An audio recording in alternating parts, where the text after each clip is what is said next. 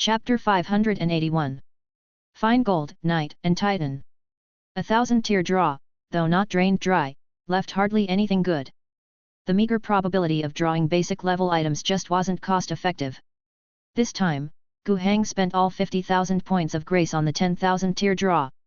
Currently, the odds of getting something from the 10,000 tier were still 100%, with a 30% chance for epic, 60% for elite, and 10% for advanced. Overall, the cost effectiveness was far higher than drawing 10 times from the 1000 tier. And in Gu Hang's 5 consecutive draws, he got 1 epic level technology, 3 elites, and 1 advanced. The luck was neither good nor bad, which could be considered normal. After the draw, the chance distribution for the 10,000 tier changed to 20%/40%/40% for epic/elite/advanced respectively. There was still significant potential for discovery. As for the 5 technologies just drawn, they were Ranger type Knight Mech, Advanced, Feedback type Power Armor, Elite, Warp Engine, Elite, Warhound type Titan, Elite, Orichalcum Material, Epic. Among them, the Warp Engine technology filled in the last piece of the puzzle Gu Hang needed to build a starship. The 3 essential preconditions for building a starship, being the jump recognition system, which allows a starship to capture the signals from star realm tunnels, the Warp Engine, which provides power and allows for traveling in the star realm through warp mode, and the starfield force field, which safeguards the ship from subspace disturbances while traversing the star realm tunnels, were now complete. Gu Hang had previously drawn both the starfield force field and the jump recognition system. Now, with the warp engine in hand, he had enough. Its most immediate significance was that the starport on Rage Owl Star, which could previously only perform minor ship maintenance and simple assembly work, finally had a role to play. It could now formally construct the Voyager spacecraft. Only at this level could it be considered a legitimate shipyard. Although it could only build small ships for now, it was a good start. Don't underestimate the Voyager, it still costs 1.8 million tax currency per unit. If you could produce 100 of them and form a Wolfpack fleet, they would have their utility. Of course, the biggest use is still for interstellar passenger transport, and it can't go too far, otherwise, supply becomes an issue. If it's merely for the construction of Voyagers that all these prerequisite technologies were needed, it wouldn't be worth it. But these 3 prerequisites are essential for all vessels venturing out into the deep sea of stars. In the future, whether building large-scale merchant ships, transport vessels, or warships, all 3 will be indispensable. Entering the deep star sea, these are the necessary technologies, and having them early has its advantages. After all, skilled shipbuilding workers also need to be cultivated through practice, not just from having technical blueprints. Starting with the production of Voyagers is pretty good. And that feedback-type power armor technology is also quite interesting. It is a technology developed to compete with the interstellar warrior-powered armor, named Servant God type. Compared with interstellar warriors' powered armor, the Servant God is almost entirely made up of disadvantages.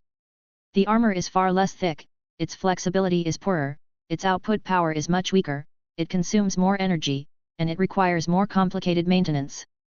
There's also a key point: it's incredibly expensive. The current Majestic model that the Alliance has is already twice as expensive as the most common Sky Eagle model. Yet, the Servant God type feedback power armor costs even more, reaching 130,000 per unit. More expensive and with much poorer performance, there's one singular advantage: ordinary people can use it. But this so-called ordinary is not so common, it still requires quite rigorous training. Of course, training a person to use the feedback-type power armor is much cheaper than training an interstellar warrior. After obtaining this technology, Gu Hang pondered about how to use it. It would definitely have to be employed as a top-tier combat asset, otherwise, the cost wouldn't be sustainable. Interstellar warriors wouldn't need it, but it could be issued to the elite special forces of the 10th Brigade. A few soldiers trained up to T2 level could be equipped with this feedback-type power armor to dramatically boost their combat effectiveness. But Gu Hang immediately had another thought.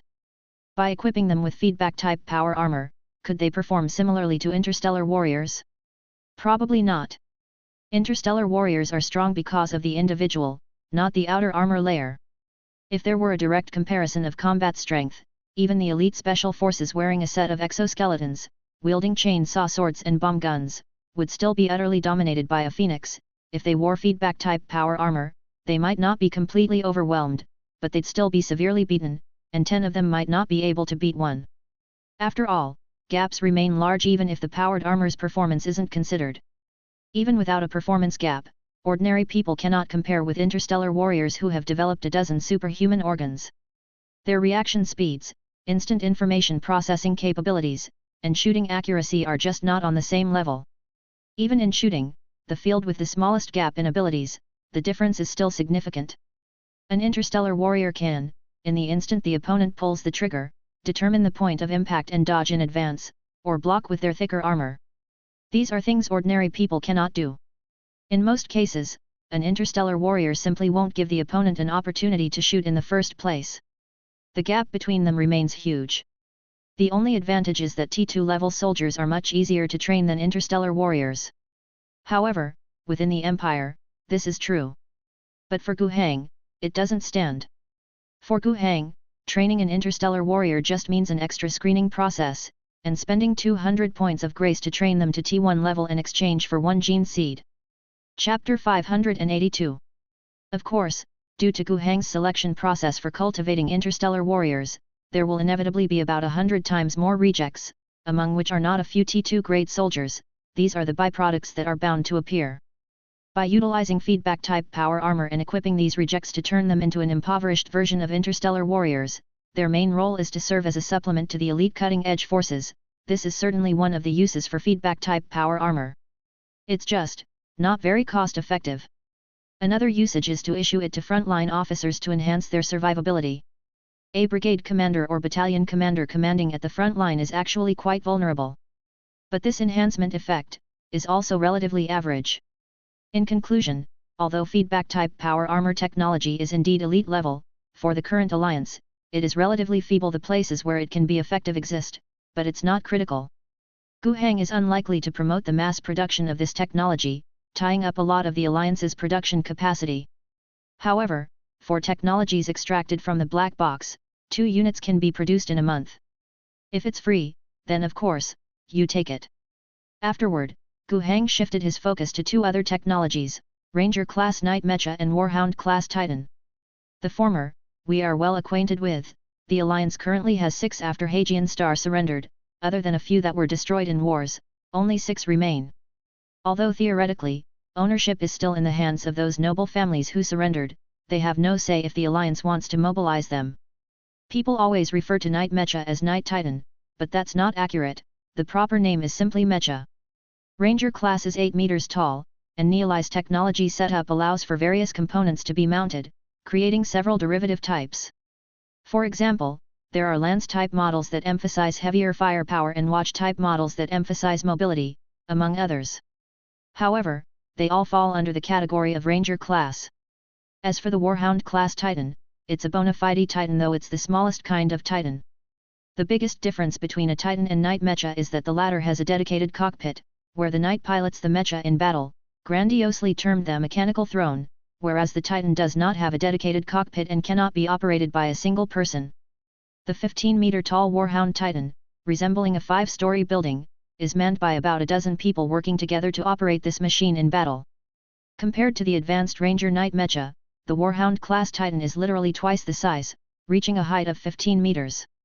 With these 2 technologies, the strength of the Alliance land forces will climb another level. No matter how fierce the Lion tank is, it can only be considered a consumable. Costing 4,000 each, on a high-intensity battlefield, they are essentially just large armored cannon fodder. But Knight Mecha and Warhound Titan would be considered elite main forces, no matter what. On Hagian Star, a bunch of feudal forces equipped with shoddy gear, coupled with some sentry Mecha, simply couldn't bring out the fierce power of Knight Mecha.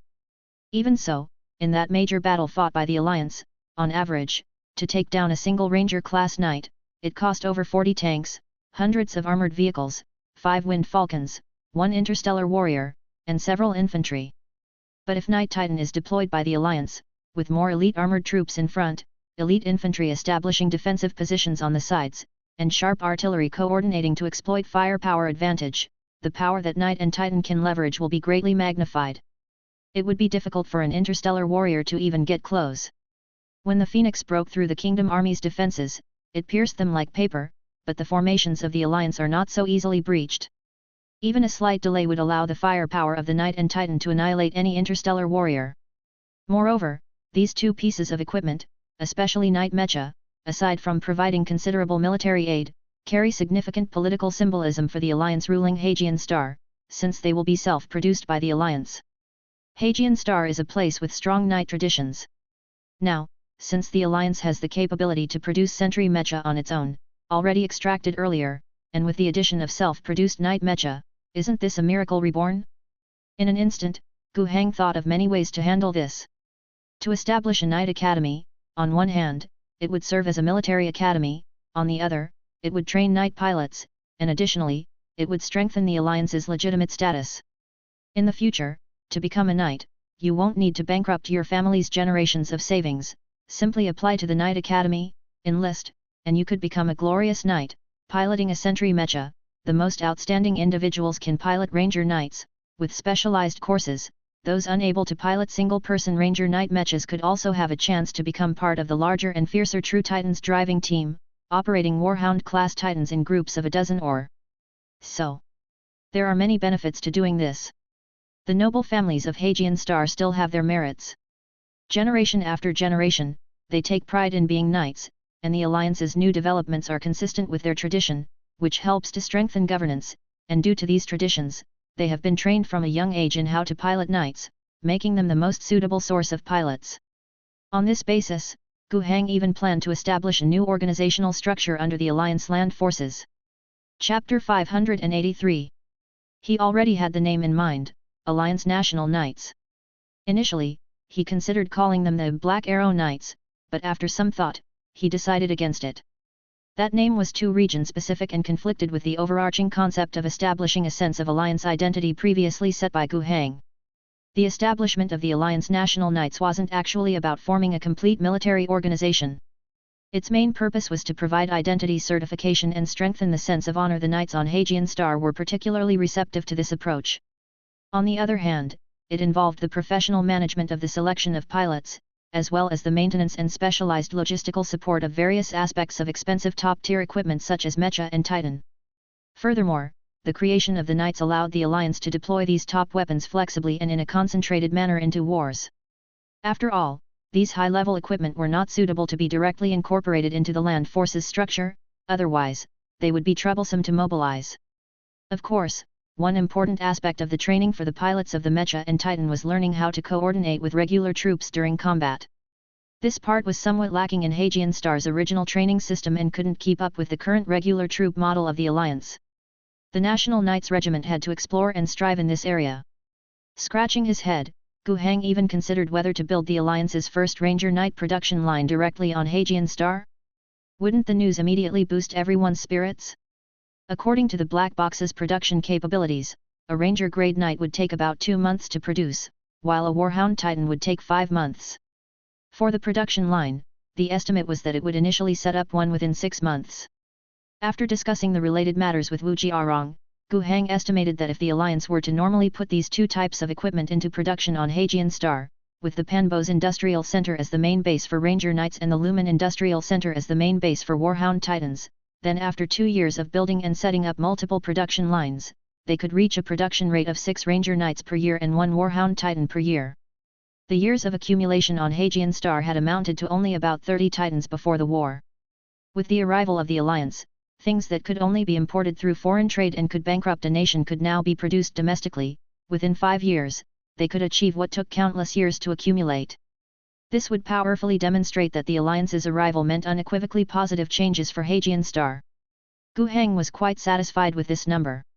Later, he turned his attention to the last and only epic technology: refined gold material. When he saw this, Gu Heng was quite surprised. Refined gold was almost at the highest tier among the materials used on a large scale within the Empire. Setting aside the higher and rarer materials, not to mention just the mass-producible ones, refined gold's main application was in constructing true Titans, not the so-called Titans like regular Mecha. It was also indispensable in some critical components of a starship and necessary in the construction of Terminator armor.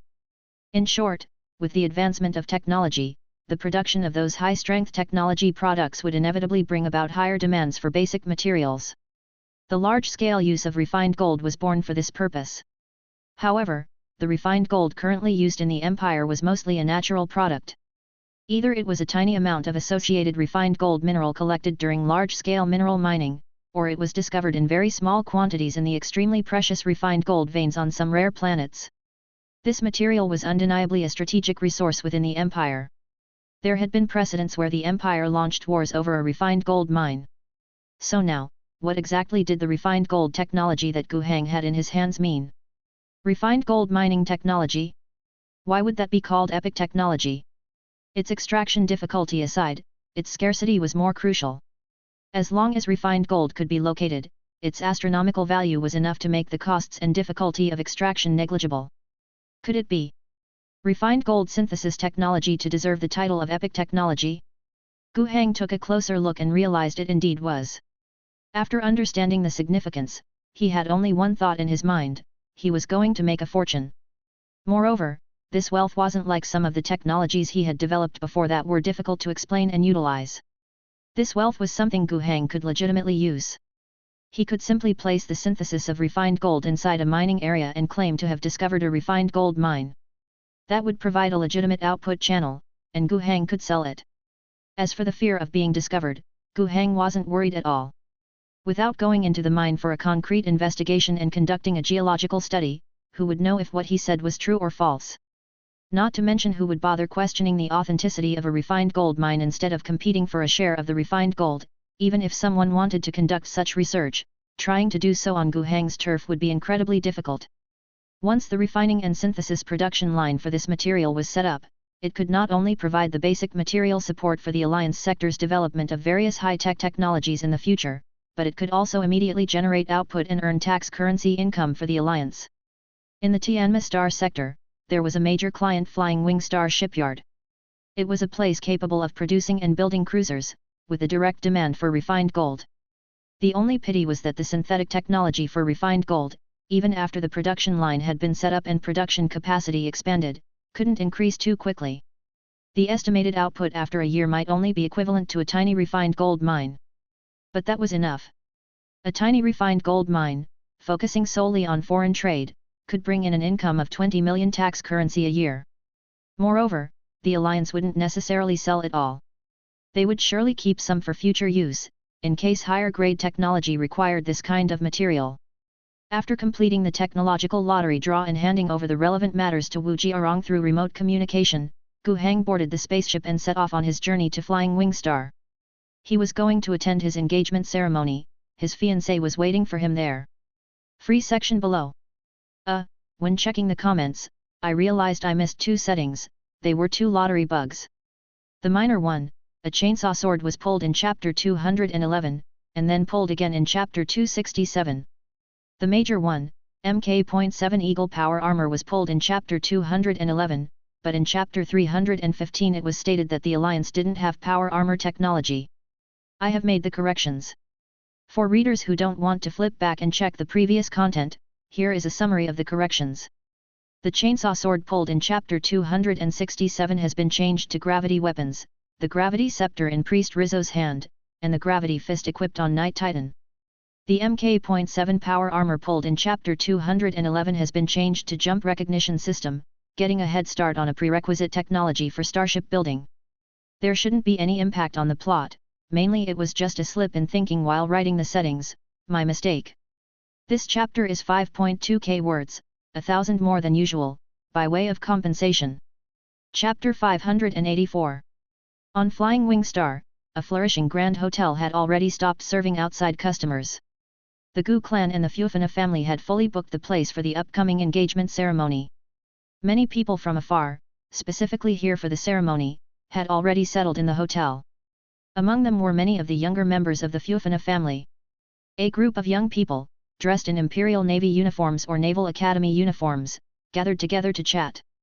They say she's the representative of the Fufana's younger generation, yet isn't she getting married? From now on, it's up to us brothers. I think Rhoda is quite capable, you have to shoulder our hopes. Far from it, far from it. At least you won't be marrying someone else, right? Ha ha ha. The young people were arrogant and chest-thumping as they discussed the recent stories of their family. It's hard to say how much malice was there, but the underlying envy surely found an outlet through this affair. This was normal. Within this group, not to mention those who were still grappling with their studies at the Naval Academy. Among those who had started their careers, the highest rank was that of a major. Being a major at this age was quite impressive in the Imperial Navy. He was still young, and with his family's support, a few more years of experience and some military exploits could make the rank of general a possibility in the future. But these things also depend on who you compare yourself with. Having a woman in the family who is about the same age but already a general makes it hard not to be envious. They didn't dwell on anything else but complained about the family being too biased, giving Yeliziah too much preferential treatment. After graduating from the Naval Academy, why did they all have to start from the bottom while Yeliziah could get a position as acting captain? Why create a stage just for her, organize an exercise, and based solely on her performance in the naval drills, let her skip ranks and become the captain of a great cruiser like Quintet, obtaining a brigadier general's rank? Now, it's about leveraging the family's high-level connections, vigorously promoting her, and directly lifting Yeliziah up as a heaven-sent military star, an unparalleled genius fleet commander. Give it a rest. With such an opportunity, even a pig could fly given the chance. Given to me, I could certainly do better than Yeliziah. How many among the Fufana family's young successors would think this way? I don't know, but at least the ones gathered here must have some such thoughts to varying degrees. However, such envious words were not easy to speak out loud. Yeliziah did indeed represent the younger generation, her status there made them simply not on the same level. To voice such words would only bring ridicule upon themselves. But now that Yeliziah was getting married, some words could come out, albeit with a different spin. During the idle chatter, someone abruptly tugged at his companion and made a meaningful look with his eyes. The rest followed the gaze, and a young woman dressed in an Imperial Navy Major General's ceremonial uniform was passing by not far away. The talking ceased immediately. Even using Yeliziah's marriage as an excuse, some things could be said in private, but there was no need and certainly no courage to say them to her face. And yet, Yeliziah walked straight towards them. Her head held high, a slender, fair neck extended from the tight collar of her uniform, her gaze arrogantly and disdainfully looking down on the crowd, and on her shoulder, the star of a general shone brightly. Made uncomfortable by her gaze, and with a touch of guilt, someone started sheepishly, "Sis." Yeliziah waved her hand as soon as the address came out. "Major, you should address me as general." "Yes." The highest-ranking young major among them instinctively stood at attention and saluted, saying, "Good day, General." Yeliziah's gaze then moved to the others. Those she looked at could only stand at attention and salute. To onlookers, there was nothing out of place about this scene. A group of junior naval officers standing in formation and waiting for a general's address, what was wrong with that? Looking at these cousins and junior officers before her, Yeliziah originally wanted to say something sarcastic, like mocking them for not having outstanding academic performance at the Naval College and not standing out in the military. Even with the family's support, they were all good-for-nothing mud that wouldn't stick to the wall. She had the right to say so. They all came from the same family. Was there any difference in their starting points? The family's power had been a great help. For example, it was extremely difficult for commoners and regular people to get into the Naval Academy, but the Fufana offspring could enter whenever they wished, and all were in the top classes. But within the family, weren't they all treated the same? And me, Yeliziah, in the Naval Academy, all my results were top-notch, many first in the class, and I had maintained this for many years, always excelling throughout my academic career. That's why she had the confidence to earn the title of distinguished graduate, to fight for the rank of school officer upon graduation and become an acting captain. Her cousins, on the other hand, dangled at the back in terms of academic performance. Why compare themselves to her? And regarding that military exercise that catapulted Yeliziah from acting captain to brigadier general, it wasn't specially prepared for her. It was just an opportunity that she seized. The family set the stage, and because she had the singing talent, she became the star. It was only after she had proven her abilities that the family's efforts paid off. Chapter 585. That exercise, it wasn't just her from the Fufana family who participated. So how come you younger brothers didn't have any tricks up your sleeves? Yeliziah never denied that the Fufana family gave her everything. Without the family, even hoping to enter the Naval Academy would be a luxury. Even if she did get in, even if she excelled academically, without the family, even as valedictorian, she wouldn't be able to become a captain immediately. At most, she would mix in as a staff officer, starting from a certain position on some starship and then accumulating seniority. But others could say that, Only these family members, just like her, this bunch of younger generations, had no right to say so. You had the same conditions, yet you couldn't achieve 1/10 of what I did, so what right do you have to be sarcastic here? However, in the end, Yelizaya still didn't say a word. As she was about to speak out, looking at these younger ones standing before her, appearing somewhat uneasy, she suddenly found it all very meaningless. Bullying these people, whose level was far below her own, was pointless. The hopeless younger generation within the family was also pointless.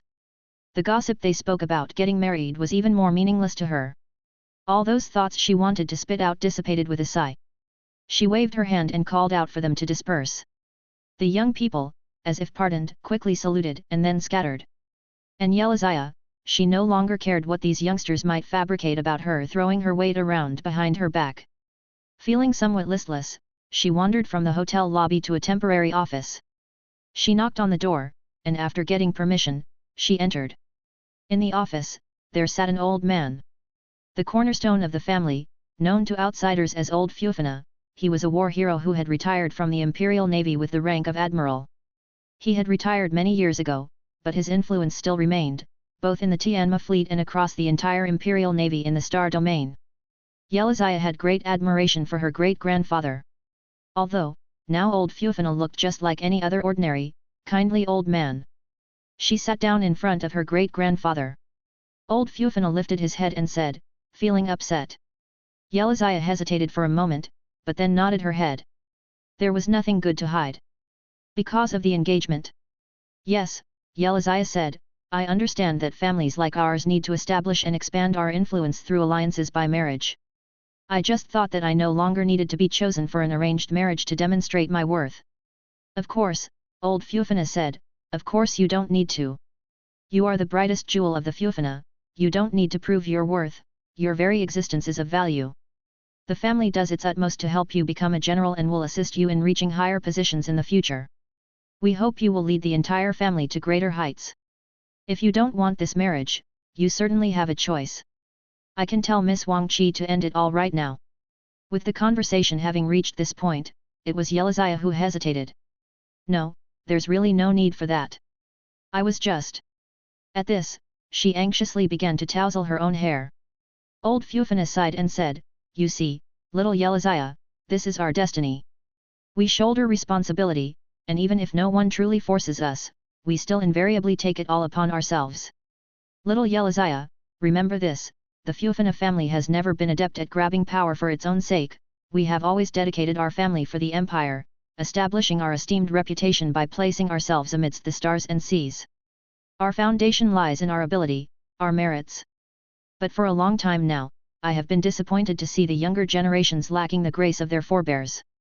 The family was supposed to be your support, but now it seems it has become a shackle for many. They have been raised too well within the family, to the extent that they simply cannot withstand the storms of the outside world. Your emergence gives me great comfort, little Yelizaya. You have inherited the grace of our forebears.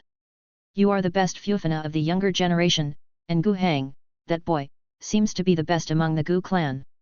It's not about you marrying into the Gu family or him becoming a Fufina. Wang Qi and I simply mean that in the future, we need a union, a deeper union.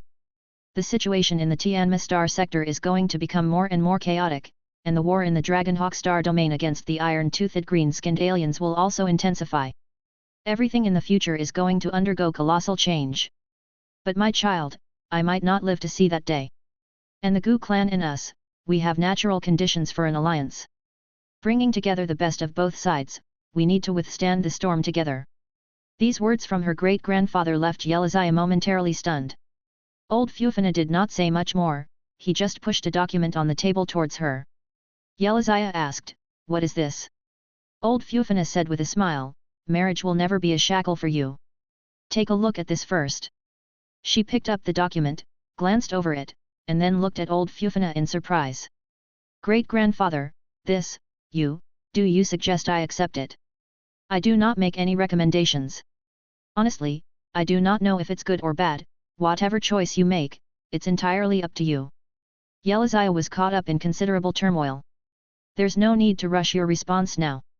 Perhaps, you should also discuss it with your fiancé. Fiancé, upon hearing this term, Yelizaya still felt quite awkward. I do not make any recommendations. Honestly, I also do not know if this is good or bad. Whatever choice you make, it's entirely up to you. That's what Gu Hang said to Yelizaya. He had just arrived at Flying Wing Star today and checked into a hotel. There were no customs preventing the betrothed from meeting before any engagement ceremonies, so after Gu Hang had settled in here, the first person he saw was his mother, Wang Qi, and the second person was his future wife, Yelizaya Fu Fana. When the two first met, the atmosphere between them was somewhat awkward, even strained. But Gu Hang was not bad in this respect, using the topic of fighting side by side before, he guided the atmosphere between them back to normal. Afterward, Yelizaya brought up a matter. She now had an opportunity, or rather a challenge. The naval command of the Dragonhawk Star Domain wanted to redeploy half of the Tianma fleet, leaving the defense zones of Tianma and several surrounding star sectors, to the star sectors occupied by the iron-toothed green-skinned aliens, to participate in the Greenskins' war. This was no small matter. In the past, the Tianma fleet had been ordered several times to participate in the Greenskins' war, and almost every time, by the time the Tianma fleet was called in, it meant the intensity of the war had already escalated to a significant level. That meant the risk was very high. The Iron Teeth Greenskins were not like the primitive Greenskins, their raiding fleets were numbered in the dozens, with many large warships as well. If Yelizaya were to lead a team to the fallen star sectors, they would not only be supporting ground forces, a relatively safe task, but they might also face a head-on decisive battle with the Greenskin fleet. Naval battles were such that if you lost, there was no way out, and ship destruction meant certain death. This was a real war with real deaths, not something to joke about. Yelizaya could choose not to go. She was a strategically important general raised by the Fufana family, the hope for the next generation, and could not be sent off carelessly. Yet, at the same time, this was an opportunity to earn honors. She shared her dilemma regarding this matter with Gu Hang. And Gu Hang, he spoke the same words as old Fufana, leaving the choice entirely in Yelizaya's hands. Then, he added, although I'm not certain, I think that if you want to go, I support you completely. Because that is you, that is the Yelizaya I know and admire. Yelizaya smiled radiantly. Chapter 586. Gu Hang's previous statement, though a sign of great respect for Yelizaya by leaving the choice to her, felt somewhat perfunctory due to their differing statuses. But the following one truly struck a chord with what Yelizaya yearned for in her heart. Was she someone contented with the status quo? Was she someone satisfied with just being a representative of her family, becoming Gu Hang's wife, a symbol of the union between two families? No, she wasn't. Although Fufana hadn't explicitly stated it, his previous comment about placing oneself amidst the starry ocean to establish Fufana's prestige had clearly laid out the old man's perspective. And then, Gu Hang precisely articulated her thoughts. It was indeed her heart's desire. The man she trusted most in her past life, and theoretically, the man she should trust the most in her future, had both said the same. What more was there to hesitate about? Yelizaya smiled at Gu Hang and asked, so, I'm to leave right after our engagement, without knowing how long it'll be until the war ends. Will you wait for me all this time? Of course, my lady, I will await the news of your victorious return. After the war is over, we will get married. Gu Hang felt there was something odd about this statement, but he didn't dwell on whether it was auspicious or not. He tentatively stretched out his hand and embraced Yelizaya. The female general's body stiffened, unaccustomed and almost instinctively wanting to pull away. But she didn't. Following that, neither of them spoke. Feeling each other's body warmth, they both relaxed significantly. In fact, they both understood a truth: they had little emotional foundation to speak of, and precisely for that reason, they should make the most of the little time they had to foster such emotions. It was a thought born of rationality. But soon enough, all that rationality turned into sentiment. The engagement ceremony uniting the Gu clan and Fufana, even on the flourishing planet of Flying Wing Star, was a rare grand occasion. The grand, luxurious setup was secondary, more important were the attendees and the political implications of the event. There were two groups of people to mention. The foremost group included many of a neutral stance. In addition to representatives from the Empire Commerce Guild and the Imperial Navy, there were also members of the national religion, the Psychic Cultivators Association, and various other major merchants and capitalists. These people attended this engagement ceremony. They all shared two characteristics. First, each had their own political or tangible strength but was not too powerful within the star sector. Second, they all wished to avoid getting involved in the ongoing struggle between the Fascist family and the Star Sector government dominating the Tianma Star Sector. Now, the union between the Gu clan and Fufina suddenly stood as a banner, rallying these neutral forces together. Thus, the neutral parties, originally not weak but quite scattered, formed an alliance that was not very tight-knit but at least shared a common goal, uniting around the Gu clan and Fufina. This, in turn, brought about the second wave of attendees.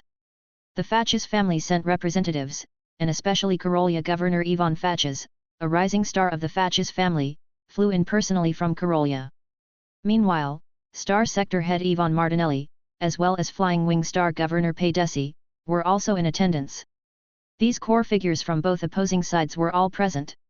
For outsiders, this demonstrated great respect to both families and to the engaged couple, Gu Hang and Yelazaya. Even those with dire conflicts could temporarily set aside their differences and share a room for the engagement ceremony. In reality, however, they felt somewhat compelled. The previously overlooked neutral forces, now gathered together by the engagement ceremony, could no longer be ignored. They could not afford such a significant group leaning toward the other side, which would directly upset the balance of opposition. The neutral groups had a clear demand: you may continue your power struggle, as we cannot interfere anyway. But even so, there must be rules, fight within the limits, and do not go overboard. The chaotic and limit-free political strife that Tianma Star Sector had experienced over the past 2 years must end. The situation in Karolia, not showing any improvement and progressively worsening, had to be reversed. Without a doubt, Ms. Nell Reyes, the chief tax officer attending Gu Hang and Yelazaya's engagement ceremony as the representative of the Star Domain government, also stood with the neutral parties, posing the same demands to both sides of the political conflict. This forced both reluctant parties to sit at the same table and seriously discuss the matter. This was essentially an arrangement made by Wang Qi and Fufina, who deeply cared for the larger picture of the Star Sector, leveraging the engagement of 2 young people. And as the main characters of the engagement ceremony, the 2 of them had little interest in participating in the underlying matters. Not that they lacked the capacity to influence. Both had significant standing within their respective groups. It could even be said that the next generation of Fufina was to be managed by Yelazaya, and the same went for the Gu commercial firm. They didn't need to wait for later, their words already carried immense weight now, especially for Gu Hang. Chapter 587. But since there was an old hand at home, they didn't bother to get involved in areas that called for the old hand's experience and wisdom. Instead of engaging in deceit and intrigue, they preferred to cherish the final moments, to cultivate their relationship. Then, while those elders were still negotiating and compromising without reaching a result, the 2 had to say goodbye. 6 days after the engagement ceremony, Yelazaya received her formal reassignment orders from the Imperial Navy. The mission consisted of 5 cruisers, including Quintet, Opera Cruiser, Cello, Final Mark, and Interlude Cruiser, accompanied by 14 destroyers and 30 escort ships, excluding the smaller vessels not worth mentioning. The dispatched forces of Tianma fleet made up more than half of its capacity. Most of the ships had set sail, leaving only 2 cruisers behind. The expedition fleet was commanded by Tyler Mungs, the Vice Admiral of Tianma Fleet. His flagship was the Opera Cruiser. Yelazaya held the rank of Rear Admiral and served as the captain of Quintet and also as the fleet's deputy commander, assisting Tyler Mungs. On Flying Wing Star, a grand deployment ceremony was held for the Navy. The sailors of the many starships of Tianma Fleet mainly came from the Imperial tax in plainer terms, from Karolia. However, most of the naval officers were locals from Flying Wing Star, graduates of the Flying Wing Naval Academy. Before departure, these local officers said their farewells to their wives, children, and parents amidst flying streamers and stirring music played on repeat, walking toward the starry sea under a bright sun, with their families' hopes and concerns in their hearts. After saying goodbye to her parents and family, Yelazaya then stood before Gu Hang. Just like other young officers parting with their partners, they embraced and whispered sweet nothings to each other. A moment later, the urging beep beep beep of the space elevator sounded, prompting them to part ways. Yelazaya stepped back with her hands behind her, sunlight outlining her figure as she faced Gu Hang, smiling. "I'm off. Return victorious." "All right." The female general donned her military cap, waved with a smile, turned, and left, heading towards the battlefield that awaited her. With Yelazaya's departure, Gu Hang found he indeed missed her a little. He didn't suppress this emotion, he let it grow. This wasn't a bad thing. As for Yelazaya's safety, no one could guarantee it. Separated by several star sectors, Gu Heng was powerless. All he could do was to dispatch a team into Quintet to ensure Yelizaya's safety. This team consisted of 5 Phoenix members and 100 of the 10th Special Warfare elites in exoskeletons. But in reality, their ability to make a difference was not that significant. In the warfare of the Star Sea, the losing side rarely had a way out, and interstellar warriors were not gods. No matter how strong, they couldn't save anyone when a starship exploded. The only situation where they could really make a difference was during boarding combat. As it happened, the green Skin Orcs were one of the factions in the entire Star Sea that loved to engage in hit-and-run battles the most. With these 100 or so elites, at least in the event of hit-and-run battles, paired with the defense forces on board the Quintet, they should be able to play a significant role. After Yelizaya had left, Gu Heng himself didn't stay on the Flying Wing type for long. The next day he bid farewell to his mother and returned to Rage Owl Star. On the way, he made a brief stop at Karolia, where he, in his capacity as Legion commander, visited his soldiers, particularly those who had just left the new recruit camps on Karolia and joined the Rage Bear Legion. In an army consisting of 320,000 people, although the numbers were complete and headquarters were assigned, it had not yet been fully established. The paperwork was already in place, and the tax currency totaling over 14 million had been provided to the League by the Military Affairs Department, transformed into orders for all the military supplies needed to arm these 320,000 people. But at present, these supplies were still in the order phase. After all, weapons and equipment couldn't just materialize out of thin air, they needed to be produced. The League was already working at full capacity on Rage Owl Star and on Hagian Star. According to negotiations between the League and representatives from the Military Affairs Department, within the next year, the League was to equip these 320,000 people completely. An official from the Military Affairs Department would stay here, and a representative from the Dragonhawk 3rd Legion, as allies, would also attend to supervise the matter. This meant that over the next year, beyond the League's own requirements, they had to produce an additional 600 or more tanks, over 3,000 armored vehicles and self-propelled artillery, and tens of thousands of other military vehicles. As for other individual equipment, let's not even count company-level equipment. There was indeed pressure on production capacity. Reliance on Rage Owl Star alone to meet such a large production demand was somewhat challenging. After all, the wars on Hagian Star over the past 2 years had also resulted in a significant loss of weapons and equipment, and those tanks and armored vehicles had still not been replenished to date. Unless completely ceasing supply to other League forces and not expanding its own forces, it would be difficult to satisfy the demand of the Rage Bear Legion's new troops within a year. However, if Hagian Star could be included, then things would look better. On Hagian Star, centered around what used to be the capital of the Kingdom of Stefano, the Stefano Industrial Center had already launched a production line for Lion tanks. With the increase in industrial population there and more production lines being laid out, as productivity gradually increased, it should also be able to take on some of the production burden from Rage Owl Star. After inspecting the military forces, Gu Heng also met with Colonel Li Kexi, a commander who had been striving on Hagian Star for a long time, and discussed the recent situation, as well as Li Kexi's views on the future. The situation, actually, wasn't much to talk about. The intensity of the battle in Karolia had never been too high, even though that Governor Fatches kept urging them to attack with all their might to resolve the issue as soon as possible. General Hansen, the chief commander here, did not heed those calls. In his words, Li Kexi still had quite an approval of General Hansen. They had discussed this issue before, with General Hansen assuring his subordinates that he would absolutely not engage in a political war. Whether or not to fight, and how to fight, would all be purely from a military standpoint. After all, he was the chief commander of the Star Realm Army, the planetary governor had no jurisdiction over him. This brings us to mention the views of Li Kexi and many imperial officers on the front lines regarding the future. They were rather pessimistic. Pheno City was like a giant black hole, continuously sucking everything in its vicinity. The population kept taking losses, but due to some political reasons, the relocation of the established refugee camps wasn't quick enough. As for the demand from politicians to push the military into Pheno City and fully take back the entire Nest capital, that was out of the question. With our current strength, we might have to send all of the more than 20 million troops from the entire Dragonhawk Legion in there to possibly accomplish this task.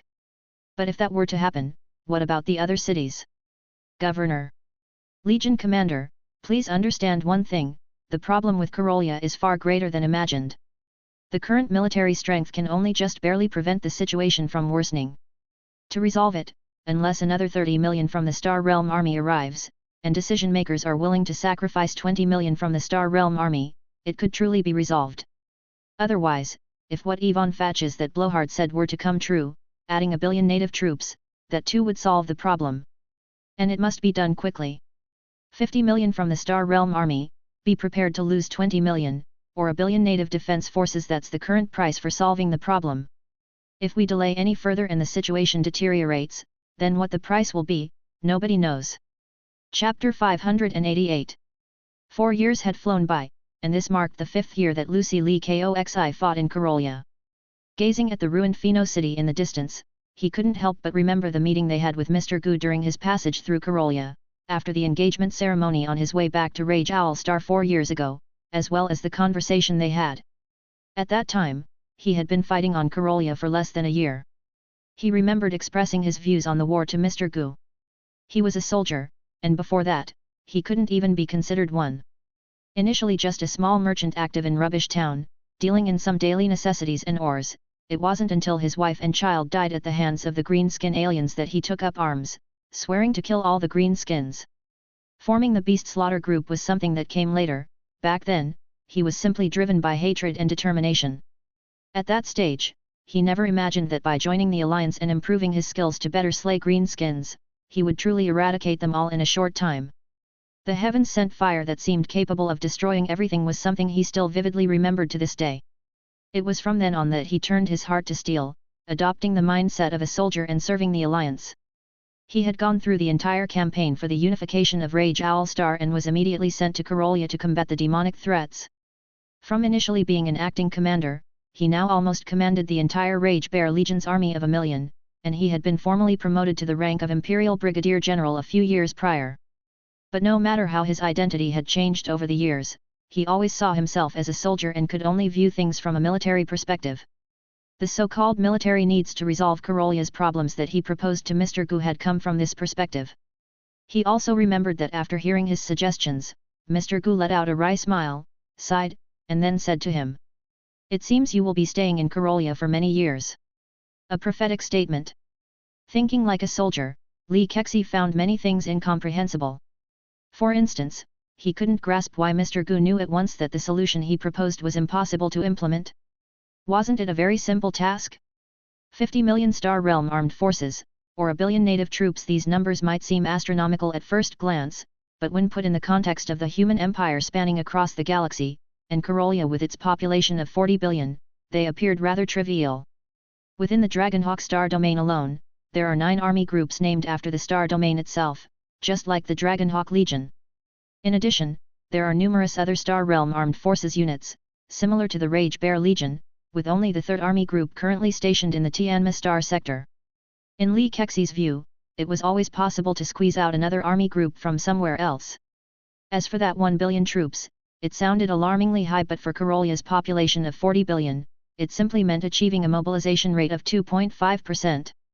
He didn't ask Mr. Gu this question at the time, but over the years, he gradually figured out some reasons himself. For example, although the Empire had many troops, it had even more enemies, leaving no troops available to spare. Mobilizing millions, or tens of millions of people at a high rate was relatively easy, but it was much harder with a population of 40 billion. It wasn't just a difference in scale, it also reflected a demand on the governmental mobilization ability, not to mention that Karolia's finances couldn't support an army of 10 billion at war. However, after understanding all these reasons, Lee Kexi had more questions rather than fewer. The real difficulties certainly existed objectively, but it was a matter of life and death. Was it the time to talk about this difficulty or that difficulty when death was on the doorstep?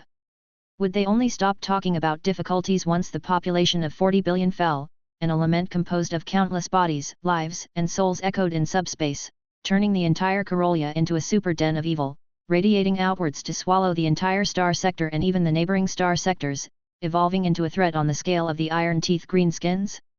He admitted he was full of grievances. He wasn't a Karolia person, but after fighting here for so long and witnessing countless Karolians suffer, anyone would be moved. Even if only from a soldier's standpoint, he needed to know what the soldiers under his command and he himself were fighting for. But no matter how great his grievances, they couldn't change the situation. The forces he had hoped would come to resolve the problem had not arrived in the past 4 years. And he could only watch his troops send countless bullets and shells to face those monsters, watch his brave soldiers fight and fall, only to be replaced by another batch. Although the Rage Bear Legion had expanded, most of its forces now actually came from Karolia itself. Every 2 years, the Military Affairs Department would allocate a portion of the imperial tax received from Karolia, including a population part, to the Rage Bear Legion. One reason was to replenish the losses incurred by the Rage Bear Legion in previous battles, and the other was to further expand their forces. The Rage Bear Legion, which had expanded to 500,000 troops 4 years ago, now boasted a 1,000,000-strong force, seemingly growing ever larger as they fought. Chapter 589. Under this number, only 20% of the troops in the Rage Bear Legion were from the Alliance, maintaining roughly the same total number as before the military expansion, while the rest of the newly increased forces were primarily from Karolia itself. At the same time, as per Gu Hang's request, the newly formed units in the Rage Bear Legion had at least 10% of their personnel from the Alliance. As for weapons, equipment, and logistical supplies, the Alliance accepted orders directly from the Imperial Military Department for direct provision. Even after several rounds of expansion, the personnel composition of the Rage Bear Legion was predominantly Karolia people, but they still proved to be the best performing division-level force on Karolia. Under the command of General Hans, the Rage Bear Legion always undertook very important tasks. Li Kexi asked himself honestly if they had fought hard enough. At the same time, he had considerable respect for the warriors of the Dragonhawk Legion 3rd Army Group, who fought alongside them. The Star Realm Army and some planetary defense forces were indeed not the same concept. But still, they kept retreating. 4 years ago, they could still maintain control over the top layer of Nest Capital in Pheno City and occasionally launch military operations on the ground to snatch some resources, evacuate some civilians who were not infected, or strike at enemy clusters that were reported in the intelligence. 2 years ago, they had almost completely withdrawn from the ground sections of Nest Capital, and even the top layers began to experience severe erosion. A year ago, the Star Realm Army already felt overwhelmed. Pheno City had now become a dead zone, with virtually no military forces or living people serving the military anymore. Normal civilians, if not already evacuated in the past few years, were the ones who couldn't be saved anyway. Moreover, a year ago, there were more and more reports of plague infections and plague cult incidents in other nesting areas. Even in the planetary capital, Minjian City, the bottom nest district was showing signs of getting out of control.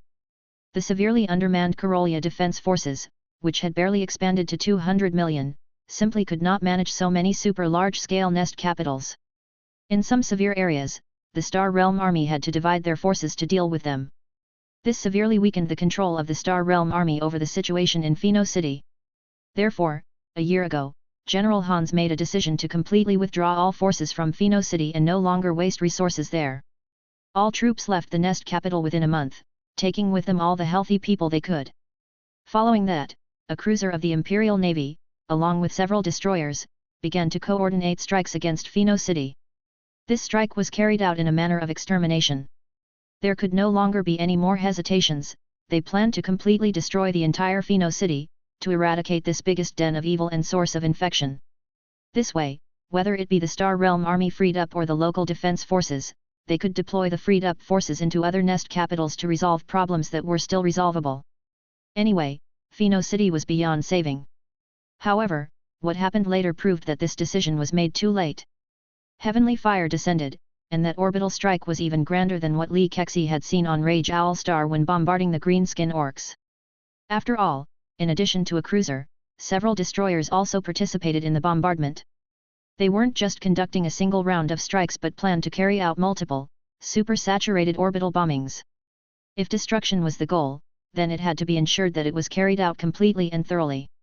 However, after the bombardment began, the first few rounds were quite effective. The upper district of Pheno City was basically destroyed. Then, above the half-ruined Pheno City, a layer of purple-green luminescent membrane emerged, blocking the strikes from orbit. The most up-to-date novas are published on Frugnoelo. Although it wasn't quite the same as conventional shields, in the end, they confirmed that what appeared over the skies of Pheno City was a void shield. A special kind of void shield powered by subspace dark magic. This was far too astonishing. Even at this point, people realized that during these few uncontrolled years, beneath the festering wounds that even the Star Realm Army couldn't deal with, those plague cultists had already developed to such an extent. While General Hans urgently called a meeting, preparing to discuss how to deal with the void shield enshrouding Pheno City, allowing the orbital strike to continue, the situation took a further turn. From the holes in the destroyed upper district of Pheno City, dozens of dark green missiles streaked through Corollia's dusky atmosphere and shot straight into the sky. Immediately sensing something ominous, General Hans urgently contacted the Imperial Navy in orbit. Indeed, they had been struck. The plague cult in Pheno City now not only possessed void shields, protecting their already owned city from orbital bombardment, but even further developed countermeasures. This type of anti-orbital firepower was, without a doubt, a direct threat to the Imperial Navy's fleet. The Imperial Navy had not anticipated this at the beginning. The Concerto cruiser didn't even activate its void shield and took a solid hit. It was understandable that they didn't raise their shields. They weren't engaging in a naval battle against another fleet, and in their original expectations, they never thought they would be hit. Whether it was a void shield or an energy shield, activating them requires a significant amount of energy, and that's expensive. But it was this oversight that caused considerable losses. The cruiser was strong enough to sustain a hit, suffering only damage, which wasn't a big problem. It could just go back for repairs. However, a destroyer that also hadn't activated its energy shield was very unlucky and took 6 hits, one of which penetrated the power cabin, causing an internal explosion. Therefore, the Corollia people, in the right location, could look up at the sky and see a huge firework explode above. The loss of a destroyer was by no means a small matter. Any one of Tianma fleet's combat destroyers cost no less than 1.3 billion. Using the exchange rate of 10 tax currency for one soldier, this was the life of 130 million soldiers. Moreover, on that fully staffed destroyer, there were more than 40,000 naval soldiers. All of them were gone in the explosion. The chaotic Navy fleet immediately activated their void shields and energy shields, and then bombarded the planet's surface even more fiercely. This exchange of fire between the orbit and the surface lasted for 3 days. Li Kexi and his comrades surrounding Pheno City watched a very splendid fireworks show for 3 days. And this ground-orbit bombardment war eventually ended with the Imperial Navy giving up. In the last communication deciding the matter, the commander of the Imperial Navy, with a quite embarrassing attitude, made it clear to Hans that they would not continue the fight. On one hand, they were running out of ammunition. On the other hand, and more importantly, they saw no hope of victory. Although throughout these 3 days, the Imperial Navy always held the initiative, they could bombard whenever they wanted, and if not, just fly to the other side of the planet's orbit to avoid the enemy's fire, waiting for their energy shields to recover before coming back. Precisely because of this initiative, the Imperial Navy didn't suffer any further losses. But obviously, they had no real way of dealing with Pheno City. With their ships continuously driven away from orbit by the plague cult's anti-orbital fire, the orbital firepower never reached its initial saturation level over the 3 days and thus could not completely break Pheno City's void shield. General Hans was quite dissatisfied, questioning the Navy why they didn't dare to persist despite the casualties, to completely destroy the void shield. The Navy seniors refused to be outdone, arguing that losing one ship was already a major loss, and they certainly did not want to risk losing another. In their words, it was, the value of any single ship is worth more than all the lives on the ground combined. Rather than have us risk our necks, you should launch a ground assault. As long as you destroy their anti-orbital firepower, I will continue the bombardment of the planet's surface. This statement infuriated General Hans, but what the other side said, although it might not be the truth, was probably not far off. Neither side could convince the other to bear the sacrifice, so a fierce war of words ensued, with both sides hurling verbal assault at each other, but the obvious result was that neither would be persuaded to endure the sacrifice. This matter was thus dragged on, right up to now, for a whole year. Chapter 590. The commander of the Tianma fleet providing orbital support in Corollia made a judgment that wasn't really problematic. The Navy couldn't possibly exchange fire with the surface's anti-orbital firepower under these circumstances. It was unrealistic. With an entire planet's surface that never falls as defense, without resolving the anti-orbital firepower and the void shield, this battle couldn't be fought. The void shield was actually a secondary concern.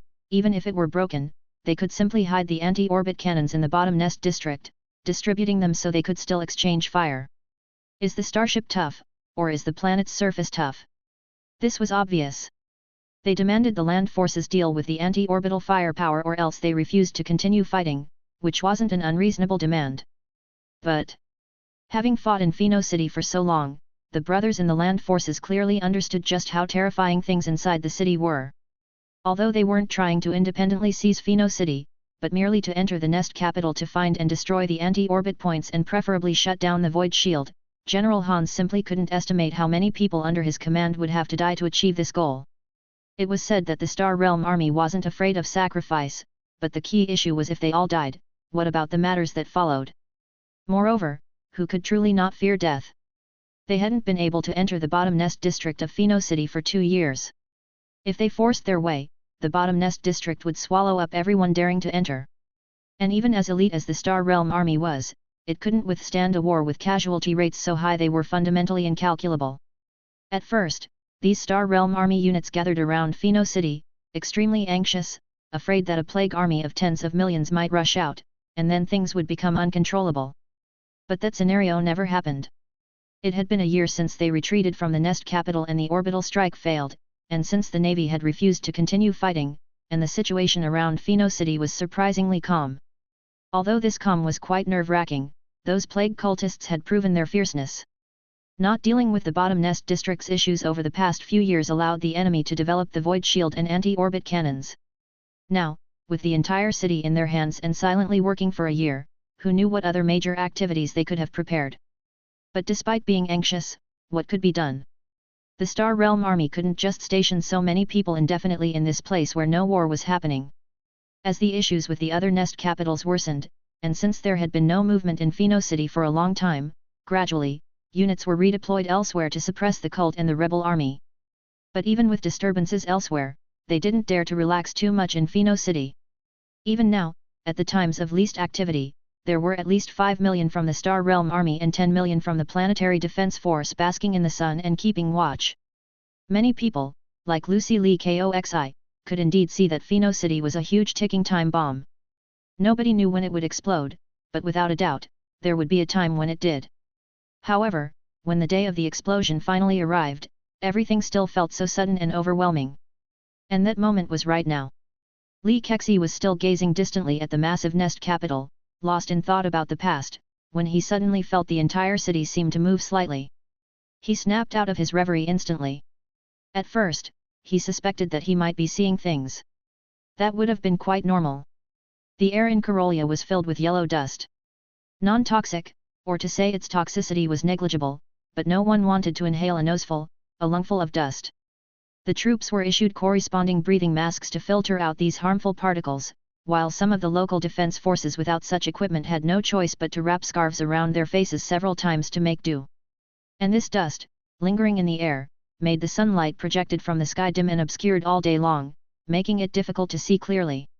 Seeing illusions after staring at something for too long in such abnormal atmospheric refraction was quite a normal occurrence, wasn't it? But what happened next mercilessly shattered Lee Koxi's last bit of wishful thinking. He saw the entire nest capital come to life. Those steel structures that were motionless in his sight began to warp and writhe right before his eyes. Considering that he could see such twisting from so far away, one could imagine how terrifying the distortion would be up close. A great unease rose in his heart. What was going to happen next? He didn't know at all. He rushed back to headquarters, urging his subordinates to quickly bring back intelligence. Even though they had completely withdrawn from the city, they hadn't completely relaxed their surveillance over Pheno City. The main base was set up dozens of kilometers away from the city, but at closer range there were outposts. Inside the city, there were even a few surveillance points. When pressured, they would temporarily withdraw. When the pressure eased, they would go back and establish a few more observation points. In any case, they couldn't be completely ignorant about this den of evil. The situation was very grim. All the surveillance points were out of contact. And the troops from the advance encampments were experiencing air raids by the enemy emerging from the nest capital. A massive swarm of plague flies enveloped the advance encampments. The military's air defense firepower was already doing its utmost to cover the brothers in the advance encampments, with some artillery units even loading airburst shells to strike around 1 kilometer ahead of the advance camp's position. As the plague fly swarm generally didn't fly very high, airburst shells detonating at heights of around 10 or 20 meters could inflict substantial damage on these flying creatures, the size of a human's torso, especially since they like to move in dense formations. Chapter 591. Under the cover of various types of firepower, the soldiers in the advancing camp finally retreated. Though they suffered significant losses, they still managed to bring back valuable intelligence. Just as Li Kexi had seen from a distance, the entire city had come to life. The architectural skin, once made of steel and concrete, began to writhe like a living organism and started to be enveloped by a layer resembling flesh and organic tissue. This was very bad news, but for the moment, no one knew what these changes would lead to. Li Kexi was called by General Hans to attend a military meeting while, at the same time, the Star Realm Army continued to dispatch reconnaissance units to closely observe the transformation of the Nest capital. In the following days, various pieces of intelligence kept coming in.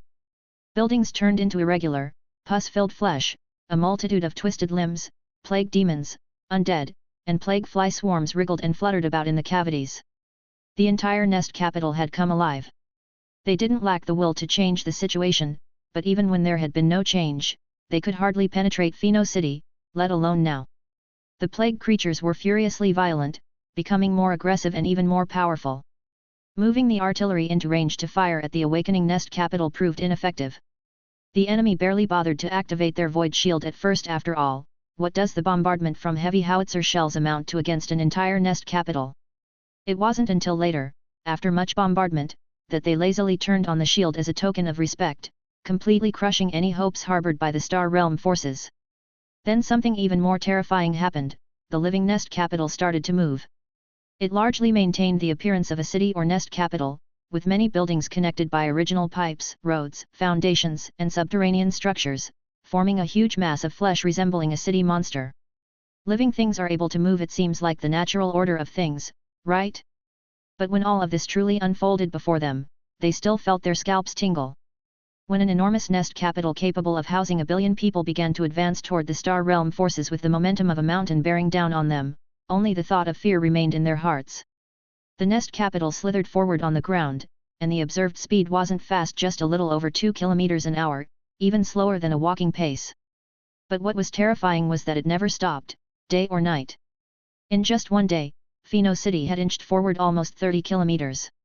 Even the elite Star Realm army started to show signs of unrest, not to mention the ordinary Planetary Defense Force. The main force was stationed dozens of kilometers away from the Nest capital, which seemed quite far, but just one day later, it was almost within reach. And in that moment, the leaders of the Star Realm army had yet to come to any conclusion in their meeting. Some insisted on holding the line, arguing there was no reason to retreat due to the difficulty of the battle. If they retreated, what else on this planet could possibly stand against such a crawling city? But more people felt they couldn't hold it off. What were they to use? The flesh and blood of millions of people? That wouldn't be enough for the crawling Nest capital to swallow in one bite.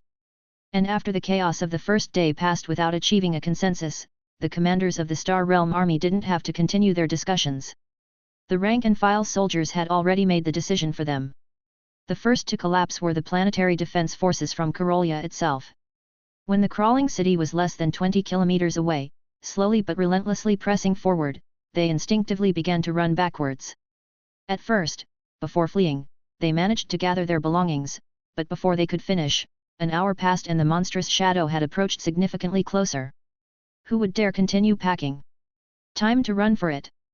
This was almost a mutiny, the kind not even the military police could control. Furthermore, were the military police not afraid themselves? They were just as scared. After the collapse of the Planetary Defense Force, the Star Realm army fell apart as well. Involuntarily, out of sheer necessity. The Star Realm army could fight a desperate battle against a vicious enemy under a sky filled with artillery fire, and on a microscopic level, many soldiers harbored thoughts of fighting to the death, even if it meant undertaking a suicide mission. It was not out of the question. But the current situation was too extraordinary. One dares to die because there's hope, clinging to the sacrifice of one for the victory of the greater good. But now? Nobody knew how to achieve victory, let alone entertain the thought of taking the enemy down with them before dying. Take who down? This was simply not something human strength could contend with. In such an overwhelming situation, what was the point in holding military meetings? General Hans had thrown quite a temper tantrum, but in the end, he could only sigh and order a full retreat of the troops. But, retreat, how easy could that be? Humans could move faster than Pheno City, but they couldn't march continuously for 24 hours without sleep. Humans needed to sleep, to rest, to eat. At the level of an army, the troops needed to be organized, there had to be logistical support. Chased by the creeping nest capital that moved 30 kilometers a day, leave alone the possibility of being caught up, just running like this would scatter the entire army's structure. Under such compelling circumstances, General Hans made two decisions. The troops began to scatter and flee to both sides, avoiding the march route of Pheno City. It couldn't possibly chase after individuals, could it? Even if it did chase, it could only pursue in one direction. Secondly, a few platoons were organized into daredevil teams, attempting to counterattack the city. Those who dared to go against the current were undoubtedly brave. Then, they saw two platoons.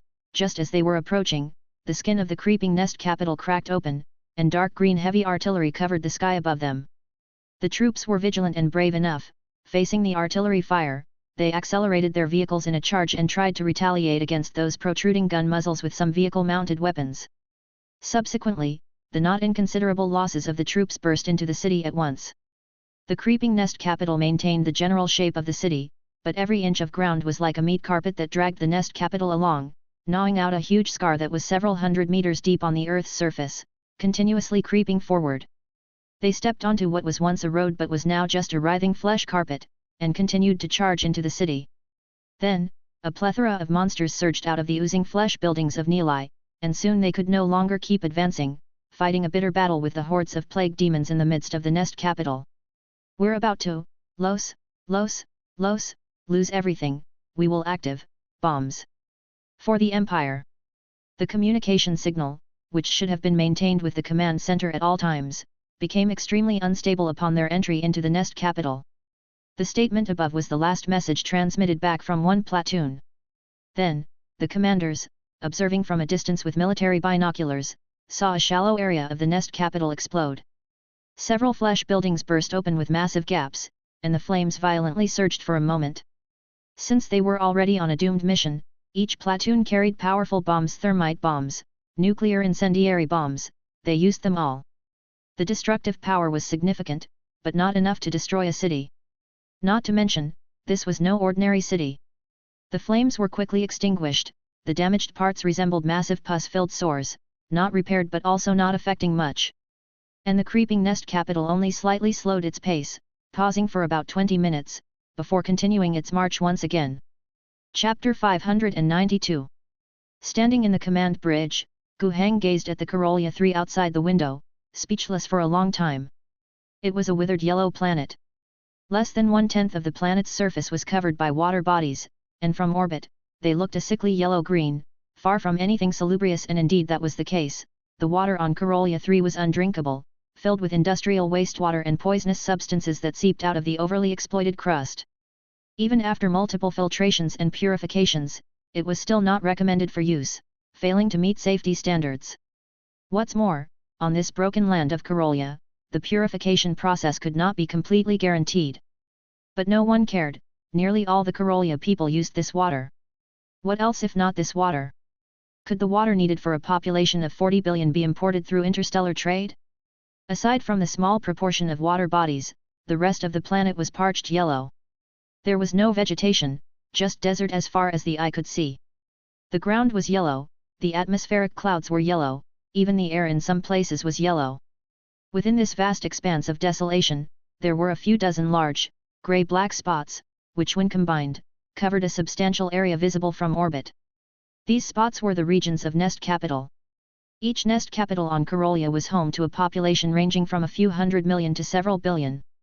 And now, one of these nest capitals was particularly conspicuous. It was not particularly large, being quite average, but behind it trailed a long tail that stretched for over 1,000 kilometers. Gu Heng knew it was moving, although it was not immediately apparent.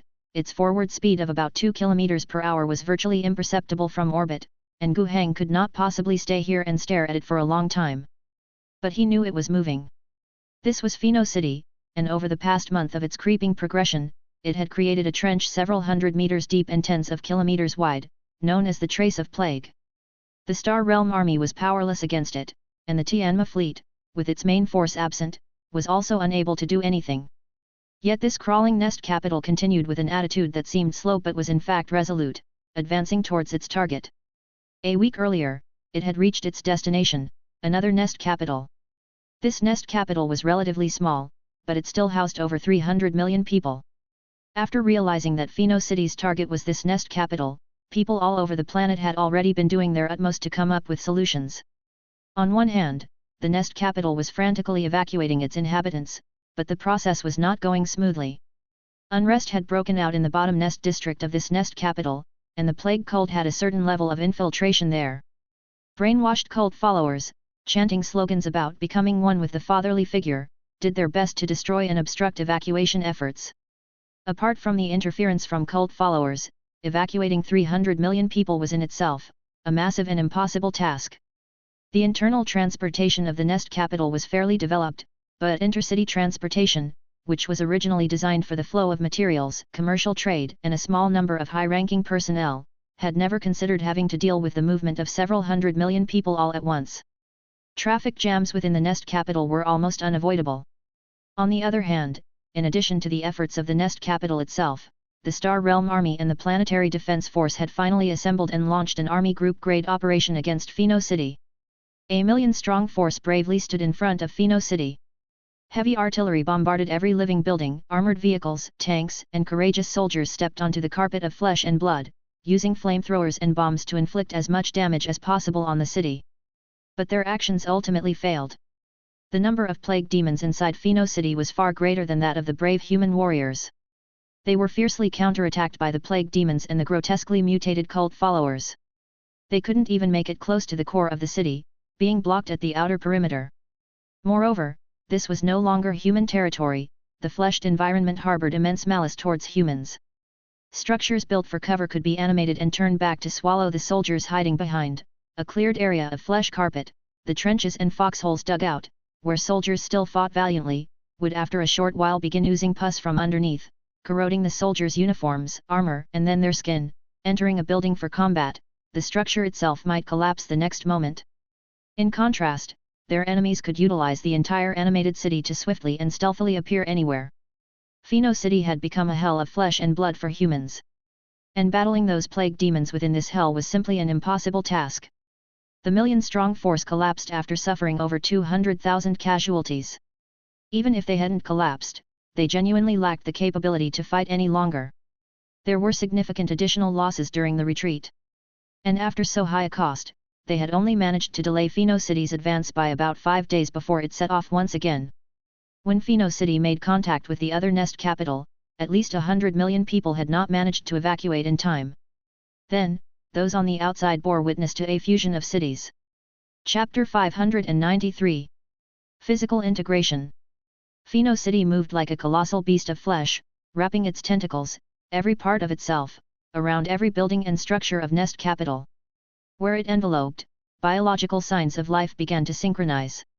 Within just 3 days, Pheno City had devoured the entire nest capital along with the 100 million people who had not managed to escape. Then, it paused, stopping for what appeared to be a week. It was digesting. Today, Gu Heng learned from intelligence gathered on the planet's surface that Pheno City had likely finished its digestion and officially resumed movement. Its next target was Corollia's largest nest capital, also the central city with a population of 3 billion, Minjian City. The two locations were 2,700 kilometers apart. According to the speed of Pheno City, it would reach its destination in 3 months. Even more terrifying was the thought that it might plan to visit each of the dozens of nest capitals on Corollia at a speed of 2 km per hour, approximately 30 km a day. It would consume the entire planet. As Gu Heng watched all this, he felt a profound sense of powerlessness. He had arrived in Corollia's orbit today, invited by Nell Lavis. This star domain's chief tax officer now had an emergency commission granted by the star domain government to resolve the Corollia 3 issue. Gu Heng had already learned about the situation on Corollia through star communication. But reading the report was entirely different from standing on the bridge of a starship in planetary orbit and witnessing the massive soar on this huge planet with his own eyes. What's the solution? Gu Heng muttered to himself. Even he was at a loss. The alliance had been growing remarkably fast over the past 4 years. Heijian Star's 3 industrial hubs had absorbed a huge population, industrialization was rapid, agriculture had essentially been mechanized, further boosting output while significantly reducing the dependent population. The population on Rage Owl Star grew to 110 million through immigration and pro-birth policies, and productivity kept on rising rapidly along with the increase in population. The annual output of the two planets had exceeded 600 million, while quality of life was continually improving. Financial surpluses could still reach nearly 150 million a year with annual taxes at only 45 million. Everything was on the right track. The Alliance no longer needed to pay a human tax, they could even reinvest the abundant output. The future seemed so bright. Given another 4 years, or perhaps a bit longer, Gu Heng could create two prosperous, powerful planets with his strong technology. But before that, the neighboring Corollia presented him with a massive debacle. Gu Heng had considered that if Corollia continued to deteriorate, it would eventually spiral out of control. But this happened too quickly. No matter how fast and well the alliance developed, it was still too small to fill the massive hole left by Corollia. Of course, this was not his responsibility in the first place. This is the duty of the Empire. Actually, it's not that the Empire really has no way to deal with such things. Some land forces equipment, such as the Grand General Cannon, can pose a terrifying threat to void shields, overloading even city-level shields after a few shots, and then with one more shot, nearly destroy a city. There are also some powerful bombs that can be carried in to blow up the city. Not to mention, there is an even more fearsome weapon nearby, starships. If the Empire were to issue an extinction order on a planet, there are actually many ways to do so. The most straightforward is for starship cannons to meticulously, comprehensively, and devastatingly strike the planet's surface, blasting every inch of it clean, also known as glassing. Of course, there are other ways to carry out an extinction order. Glassing with ship cannons is actually quite costly, as it uses a lot of ammunition, is expensive, and takes a considerable amount of time, so it's not common. But when an extinction order needs to be carried out and no other weapons are readily available, they'll have to make do with what they have. However, ordering a fleet to bomb requires ensuring that there is no threat to orbit from the ground, otherwise, instead of executing an extinction order, it turns into a shootout with the planet's anti-orbital firepower. Even with other extinction order weapons, like neutron purge, skyburn torpedoes, or planet burst annihilator, these weapons don't require as high a level of orbital security, but it's still best to ensure a certain safety before launch. Neutron purge is used to exterminate all organic life forms on a planet's surface. Its advantage is that after the neutron storm subsides, the planet can be recolonized and used again, but the disadvantage is that it's expensive and some individuals may find deep hiding places to escape extinction. Planet burst annihilator can directly penetrate the crust and detonate the core, shattering the planet. Of course, this doesn't mean blowing the planet to smithereens. The matter itself will still exist as gravity will maintain the state of a planet, but this is just astronomical in nature. In reality, the entire planet is shattered and recombined by gravity, turning it into a molten state, making it impossible for anything to survive. The effect of this weapon is the best, but it is also the most expensive and rarest. Compared with the former two, skyburn torpedoes mainly ignite the atmosphere, burning all gases while scorched the planet's surface. The planet, when seen from a cosmic perspective, will look like a burning ember for several days. However, like the previous weapons, there is also the possibility of individuals deeply hidden escaping extinction, and after burning, the planet is also wasted, but the advantage is that it's much cheaper. But even the cheapest skyburn torpedoes almost cost as much as a cruiser.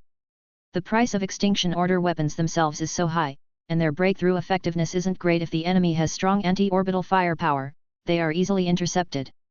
If intercepted once, an extinction weapon is written off, and that's not sustainable. In short, on an entire imperial level, if an extinction order can be executed, let alone the destruction of a city even if the nest capital is moving. However, when it comes to the Tianma star sector, and especially to Corollia 3, there is just no way.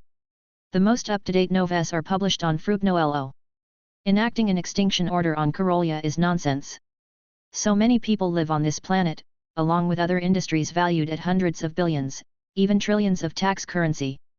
Without reaching a completely irretrievable state, such a decision would not be made. And to obliterate Pheno City, weapons like the colossal cannon or the light spear array on the starships would suffice. But the problem lies in the inability to resolve the ground-based void shield and anti-orbital forces. Using starships to bombard the ground is foolish. Your fleet may be formidable, but the opponent is truly a planet. The firepower that starships can be equipped with is limited, as is the armor and the supportable energy shield. For stronger firepower, thicker armor, or more abundant energy, the starship must be larger, but a larger size means the cost skyrockets exponentially. However, on the surface of a planet, these problems don't exist. Firepower? Fit as many cannons as you can, there's no lack of space, don't worry about armor, no ship's armor is thicker than the ground itself, energy shields or void shield generators don't have to consider size on the surface or underground, there's ample space to accommodate. This is akin to a stationary, yet unassailable, starship. If the land forces can't take out the anti-orbital firepower, the Tianma fleet can't wipe out Pheno City. But obviously, the current land forces on Corollia can't do it. Unless the main forces of the Tianma fleet were urgently recalled from the battlefield against the green Skin Orcs.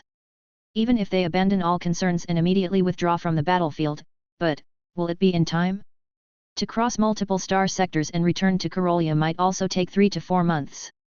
By then, Minjian City would be gone. If the creeping nest capital is greatly strengthened again, the strength of the void shield and the anti-orbit sinister energy cannon will likely be further increased. By the time the main forces of the Tianma fleet arrive, the problem may still not be solvable. If it reaches that point, considering an extinction order might be a bit too late. Chapter 594. Mr. Gu, the meeting is about to start. A servant reminded from behind. Gu Hang nodded slightly, turned around, and left for the starship's battle conference room. As a special envoy of the Star Domain, Lois's first task in resolving the Corollia issue was to gather the heads of all influential factions within the Star Sector. Then watch them quarrel. At present, the Tianma Star Sector had gradually formed a triangular political pattern, which was much more stable than the tumultuous 2 years following Pei Desi's death. Although the two Ivans, the parliamentary faction and Fatches, never ceased their strife, the emergence of a third neutral faction led by Fufana and the Gu clan played mediator. Fighting was permissible, but should anyone go too far, the third party would intervene. In such a scenario, although it didn't stop the two sides from sabotaging each other, the situation had somewhat improved. However, the problem with Corollia was a core conflict, the neutral faction could at best only maintain the status quo. And now, a major incident had occurred. Fatches and the parliamentary faction had resumed their fierce, non-solution-focused conflict. At one moment, Fatches would demand an immediate movement towards declaring Corollia a battle zone, halt the payment of imperial tax, and call for increased commitment from the Star Realm army inside the Star Domain, insisting at least another army group be transferred here. They also needed substantial military aid to arm Corollia's local defense forces. They claimed that if their needs had been met earlier by amassing 50 million Star Realm soldiers and 1 billion Planetary Defense Force troops, the issue would have been resolved long ago, without dragging on to this extent. On the other side, the Star Sector's leadership would curse Ivan Fatches, calling him incompetent and foolish, claiming that Corollia's corruption and inefficiency were the real culprits behind the worsening situation. In recent years, through population exports and accepted aid, Corollia had already acquired plenty of resources. Coupled with its production capabilities and large populous base, it had every capacity to arm itself. However, the abysmal performance of the Corollia government turned everything to ashes, leading to the current deplorable state. Fatches promptly retorted with similar scathing remarks, accusing the Star Sector government of being utterly useless and only capable of hindrance, claiming that Flying Wing Star, as the capital planet, had provided less support than Fatches single-handedly. The parliamentary faction immediately retorted by insinuating that the Fatches Tri-Star hadn't taken the crisis seriously at all, only focusing on their own power struggles while completely disregarding the lives of Corollia's people. They blamed each other, attacked each other, but none could offer a solution. Lois, sitting to the side with an ashen face, couldn't help but speak up. Originally, she wanted to put an end to this meaningless squabble and refocus on resolving the real issues. But in the end, she, too, was dragged into the argument. Resolving the real issues, sounds nice. But how? It was precisely because there was no solution that they could only resort to hurling accusations. Gu Hang attended this meeting, watching and listening intently, but in reality, his mind had gone blank. The meeting had gone on for a whole day yesterday without producing any results. Serious discussions were indistinguishable from blame-shifting arguments in essence. Without viable solutions, no outcome would emerge. And what Gu Hang was doing now was searching for a real solution. His blank mind allowed his spirit to enter his divine realm. He was observing the changes in the subspace from an entirely different perspective. The root of the problem stemmed from the so-called benevolent father, the evil god. To resolve the issue, one had to start with the subspace. Subspace did not correlate directly with the real world. In fact, in subspace, notions like position, time, and distance were extremely weak. Yet within Karolia, cult followers' chants and the countless souls tormented by the plague had mapped a portion of the eternal kingdom of the benevolent Father onto Karolia itself. In Gu Heng's vision, he could see the yellow-green and rotting subspace clinging tightly to the entire world of Karolia. Legions of demons raged in the subspace, salivating at the brink of reality, only to be pushed back time and again. Swirling winds of yellow-green plague battered and corroded reality's veil, trying to break through. The veil of reality, though still present, was riddled with holes. The weakest point, the location of Pheno City, was practically overlapped. Gu Heng's gaze swept through this portion of subspace. He was cautious, consolidating his storm vision extended from his divine realm. He could not be discovered, as that would mean exposing the storm god kingdom to these plague demons sight an extremely dangerous situation. Even this brief observation allowed Gu Heng to catch a significant piece of information. Or rather, he saw a familiar face. It was the great unclean one Ge Wajia. The name originally came from Rage Owl Star, where the leader of the Nature Salvation Society, now deemed a cult, resided.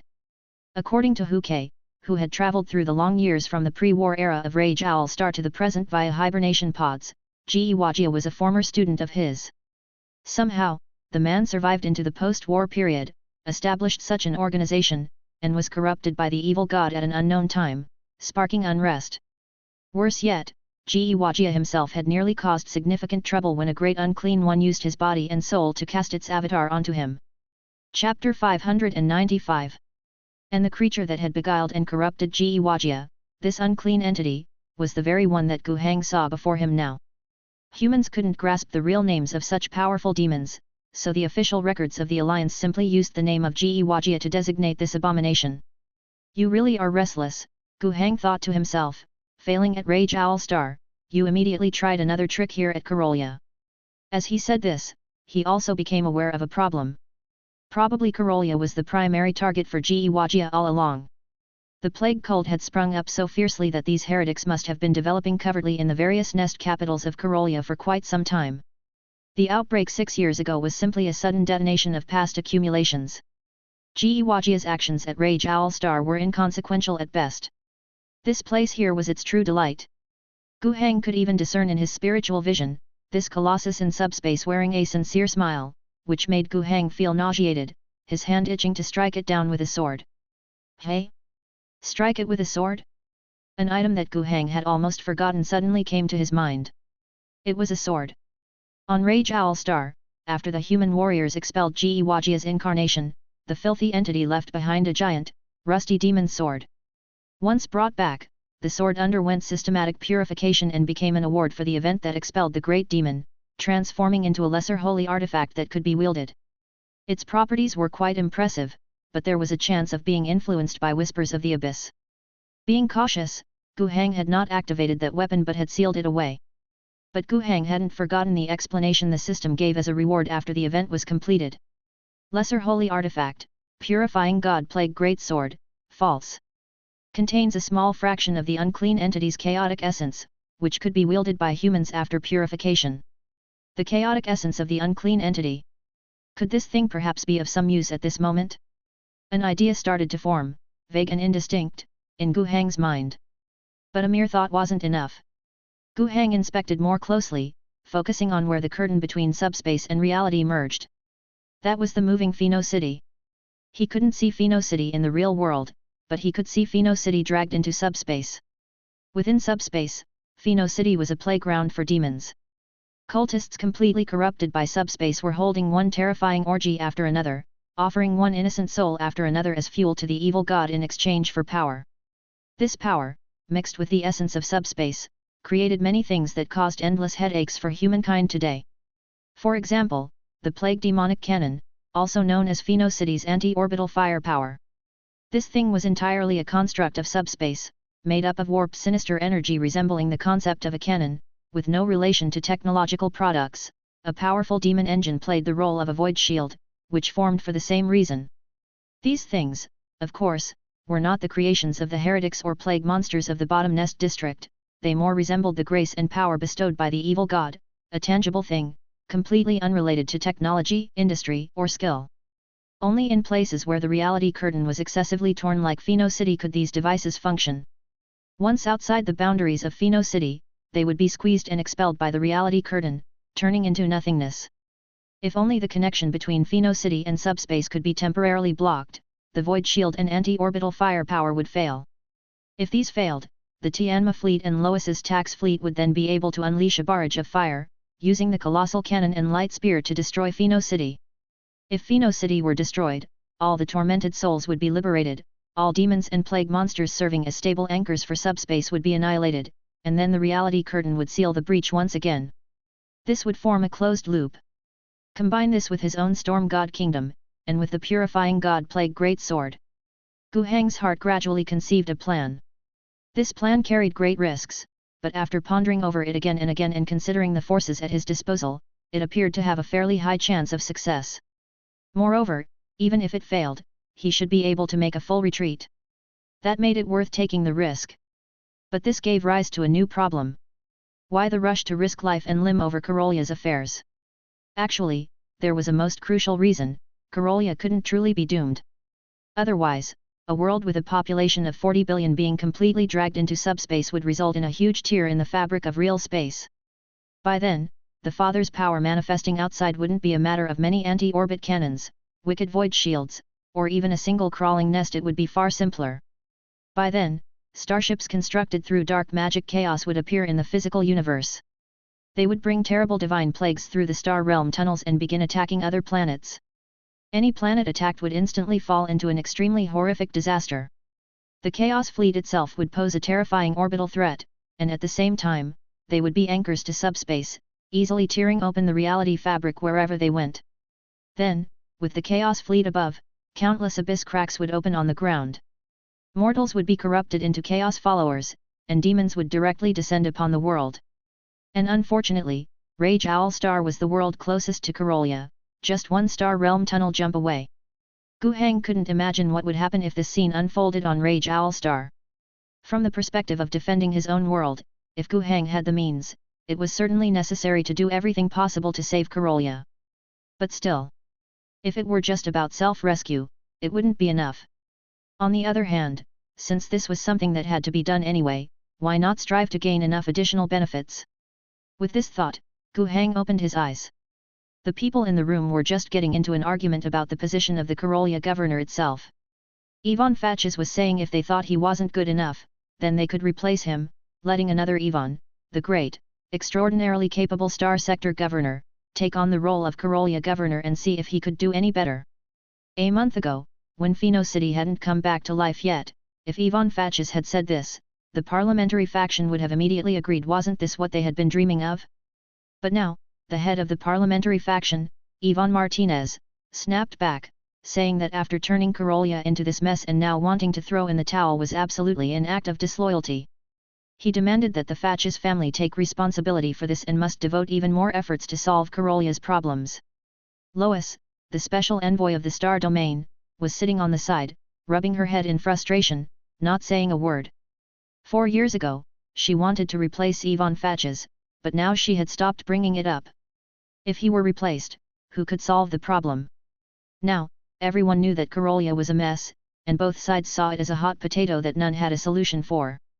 The Fatches family was even ready to give up and throw it away, but the parliamentary faction wouldn't let them.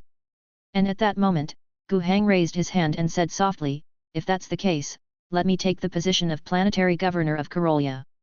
His voice was not loud, but it rang out like a loud bell in the room, silencing everyone's voices, and all eyes converged on him. Wang Qi, sitting beside him, was shocked. "I was just sitting on the bench on the side, eating melon seeds and enjoying the drama, only to discover that it's actually my own house on fire?" She clutched the corner of Gu Heng's clothes tightly. Though she didn't speak, her knitted brows and facial expressions clearly conveyed a message to Gu Heng. "Just enjoy the show. Why are you getting involved?" Chapter 596. Gu Heng gently patted his mother's hand, signaling her to be at ease, then turned his gaze toward the other attendees of the meeting. No one spoke. Those who had recovered from the initial shock of his declaration instinctively began to weigh the pros and cons of the situation. What was the Gu clan's youngest up to? No one could fathom his thoughts. Ivan Fatches pressed his lips tightly together. He dared not speak. Earlier, when he talked about letting go of the Karolia governorship, it was with 7 parts sincerity and 3 parts vexation. He knew that either way the parliamentary faction wouldn't let him get away, and this huge mess was clearly meant for him to bear, so his words were somewhat empty. He indeed wished to let go, not wanting to carry this dark burden. The Fatches family, backed by 3 worlds, was also struggling to cope, and the pit that was Karolia seemed bottomless. If Karolia fell while in his hands, the entire Fatches family would be in deep trouble. Previously, he regarded Karolia as a juicy piece of fat that had finally fallen into his lap. Now, he realized he'd leapt into a giant manure pit, impossible to climb out of. But when someone really stepped forward to take over, he began to hesitate. His instincts led him to one thought: did the Gu clan's youngster have a solution for Karolia's problems? At that moment, he suddenly heard Martinelli, the sector head, speak up, "Mr. Gu, do not delude yourself. The responsibilities of Fatches must be borne by Fatches himself. Do you understand what you're doing?" This star sector head seemed to have some misunderstandings. He probably thought that Gu Hang had accepted some form of benefit from the Fatches family, which is why he was taking the fall for them. But Ivan Fatches himself knew that wasn't the case. He was even more puzzled. "Mr. Gu, do you have a solution?" he asked cautiously. "Would you elaborate, please?" To this question, Gu Hang seemed to turn a deaf ear, only smiling and turning his gaze toward the person who truly had the authority to decide. Envoy Lois appeared hesitant. She met Gu Hang's gaze, with a hint of inquiry in her eyes. She, too, wanted to know if Gu Hang had any solutions. But Gu Hang chose not to discuss the matter any further. He regained control of the rhythm of the conversation. "Since the disaster of Karolia became apparent, we have witnessed far too many unsightly performances. The incompetence of the former governor Akuna led to continuous chaos in Karolia, placing 40 billion imperial citizens in hardship and suffering. The incompetent planetary government has been unable to fulfill the development of the planet and the burden of imperial tax, and has also allowed the plague cult to fester and spread. The ongoing strife between the current governor and the Star Sector government has long disgusted countless individuals. You never thought to solve the real problems, instead, you used the disasters facing the imperial citizens as tools to attack your opponents and pursue personal gains. The past 4 years, which were the golden opportunity to address these problems, were utterly wasted by your vile actions, exacerbating the situation to its current state. You have failed the trust of the Empire, failed the trust of 40 billion people, you all should apologize." With these words, Gu Hang launched an indiscriminate attack that included both Fatches and the parliamentary faction. Both parties looked uncomfortable, as no one enjoys being scolded. But many others revealed expressions of relief. The die-hard supporters of the 2 factions were, after all, in the minority. The neutrals had long been fed up with it all, and even a significant number who had chosen sides out of entanglement of interests had similar attitudes. Seeing the unfavorable momentum, someone from the struggling factions wanted to interrupt Gu Hang and retort. But was stopped by Lois. "Let Mr. Gu continue," she said. Gu Hang's words hit home for Lois. To the Star Domain government, the state of affairs in the Tianma Star sector was exactly as Gu Hang described. However, Lois hadn't put it so bluntly in her previous arguments. After all, as she saw it, no matter how distasteful the 2 factions were, the problems in Karolia still needed to be solved by them. Insulting and lashing out would not solve the issues. However irritated or disgusted she felt inside, she had to coddle both parties. But that didn't mean she couldn't enjoy someone lambasting them here, blasting them all over. At that moment, Lois's look toward Gu Hang was filled with expectation. "Come on, give a few more scathing remarks. At the very least, it would be a fierce reprimand of the 2 factions." But Gu Hang abruptly changed course, unleashing even fiercer artillery fire. "Therefore, I propose here, since Ivan Fatches is considering resignation, then please, Envoy Lois, approve it." The words, seemingly less harsh than his previous scolding, were, in fact, a real move to force Fatches to resign. If it were before, Lois would not have agreed. Without Fatches, there was no alternative. But now the circumstances were slightly different. Gu Hang had said earlier that he was willing to take on the governorship. This alleviated Lois's worries. Anyway, insisting on Ivan Fatch's continuing the task wasn't solving anything, his removal wouldn't matter anymore. More crucially, Gu Heng had already heightened the atmosphere to this point. Lois turned her gaze toward Ivan Fatch's. The latter still wanted to struggle, but in the end, he caved in. Better to discard this hot potato sooner.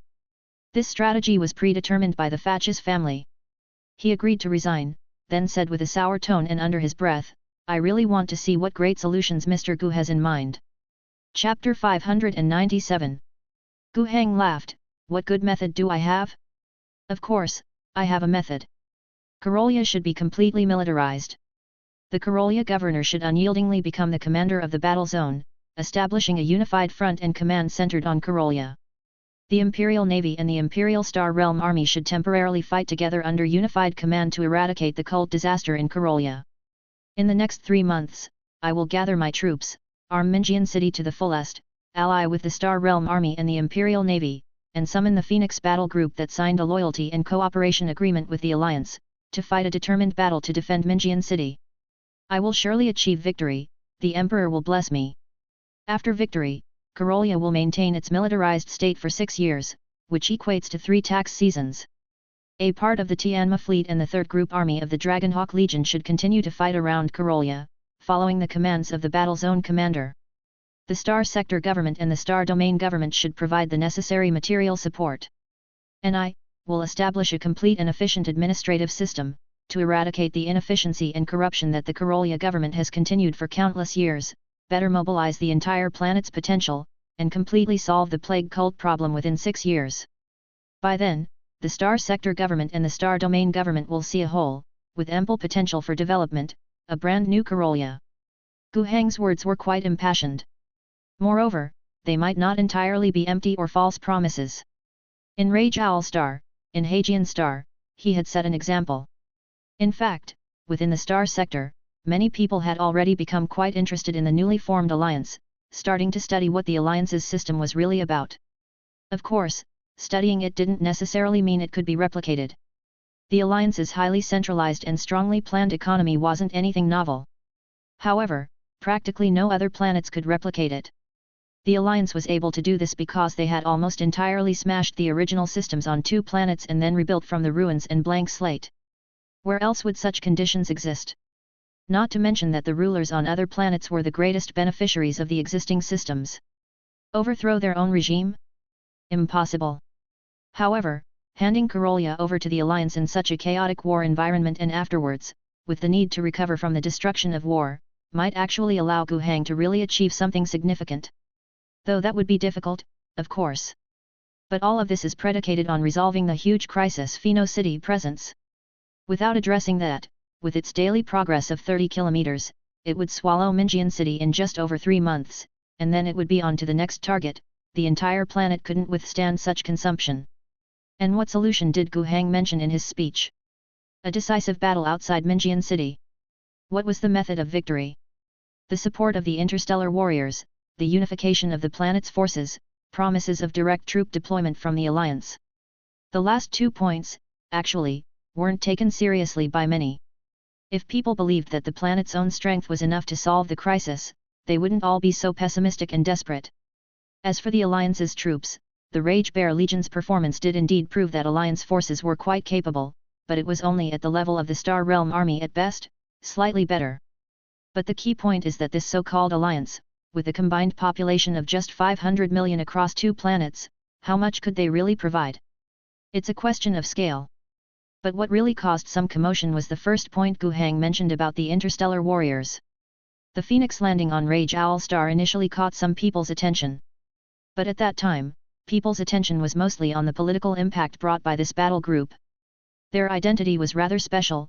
They were a battle group that was charged with guilt during the Circe's Flower Rebellion, sentenced as a traitorous legion, but in the end, the battle group did not resist, voluntarily disarmed and surrendered. The tribunal, after reviewing their past records, communications, and considering they were misled and coerced, gave them one last chance redemption through an expedition. And the Phoenix willingly accepted. That was an event from a century ago.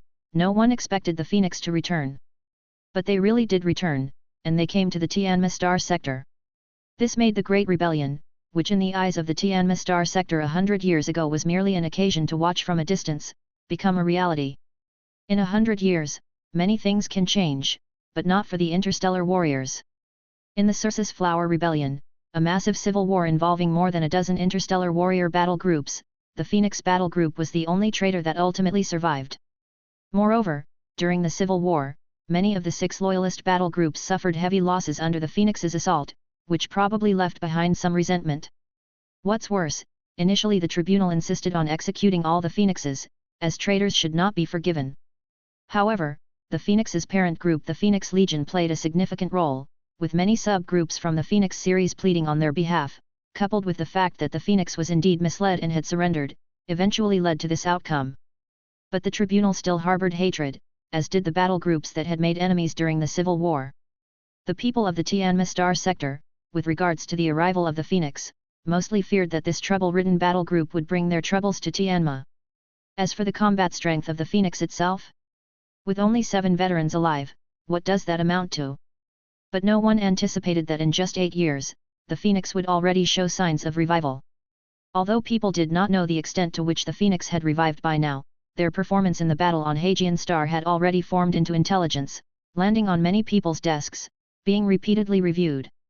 People didn't understand how Gu Hang, this youngster from the Gu family, managed to command a group of interstellar warriors to obey him and fight to death on his behalf, nor did they know how the scale of Rage Owl Star and Hagian Star supported the revival of an interstellar warrior battle group. But for now, if the state of Phoenix's revival was good, then promoting Gu Hang to his position was indeed the most likely solution to the problem. At this stage, apart from a minority of people engrossed in political intrigues, the rest had to accept the resolution of the Karolia issue as the top priority in face of reality. I support Mr. Gu as the acting governor of Karolia. I support the transfer of Karolia to the Alliance's jurisdiction. I move for reconsideration. Listening to these voices, the leader Yvonne Martinelli fell silent. Envoy Lois stood up. I understand. As the special envoy from the Star Domain government, fully responsible for the Karolia campaign in the Tianma Star sector, I approve the resignation request of Governor Yvonne Fatches of Karolia 3 and appoint Gu Hang as the acting planetary governor of Karolia 3. I authorize the establishment of the Karolia Battle Zone, appointing Gu Hang as the commander of the Battle Zone, in charge of overall military affairs in the Karolia star system. Tianma Fleet's remaining forces, the 3rd Group Army of the Dragonhawk Legion, should fully comply with the unified command of the Battle Zone commander. The Karolia Battle Zone will continue for 6 years, and the Star Domain government will strive to provide material and troop support. The first batch of military aid will arrive in 2 months. As he said this, Nell Lois's gaze deeply focused on Gu Hang. The first strategic goal of the Karolia Battle Zone is to ensure that Minjian City must not fall, the second goal is to destroy the Plague Cult's hub, Pheno City, the third goal is, within 6 years, to solve the problem of the Plague Cult infestation on Karolia 3, and to restore the payment of the imperial tax. Governor Gu, I hope you will not disappoint me. The 4 billion people on Karolia, the Tianma Star Sector government, the Dragonhawk Star Domain government, everyone is watching your performance. Gu Hang solemnly performed the Sky Eagle salute. I swear to the Emperor, I will not fail in my mission. I struggled a bit writing this, I will try to make up for the chapter I owe from yesterday. Chapter 598. You're too impulsive. After the meeting, Wang Qi was criticizing Gu Hang. But Gu Hang was still smiling. I've gotten what I've dreamed of, Karolia 3. No matter how much this place is a cesspool, how terrible the situation is, having 40 billion people in hand is everything. While everyone else is thinking about how important the position of Karolia governor is, to me, it's these 40 billion people who are the real opportunity to rise to great heights, the harvest I wanted most. Wang Qi certainly knew the value of Karolia, but what of it? She emphasized, this is a trap. Even Fatches couldn't fill it. You're right, there are significant problems here now, and if they're not handled well, everything could collapse. But on the other hand, if it weren't for this situation, where would our opportunity come from? Moreover.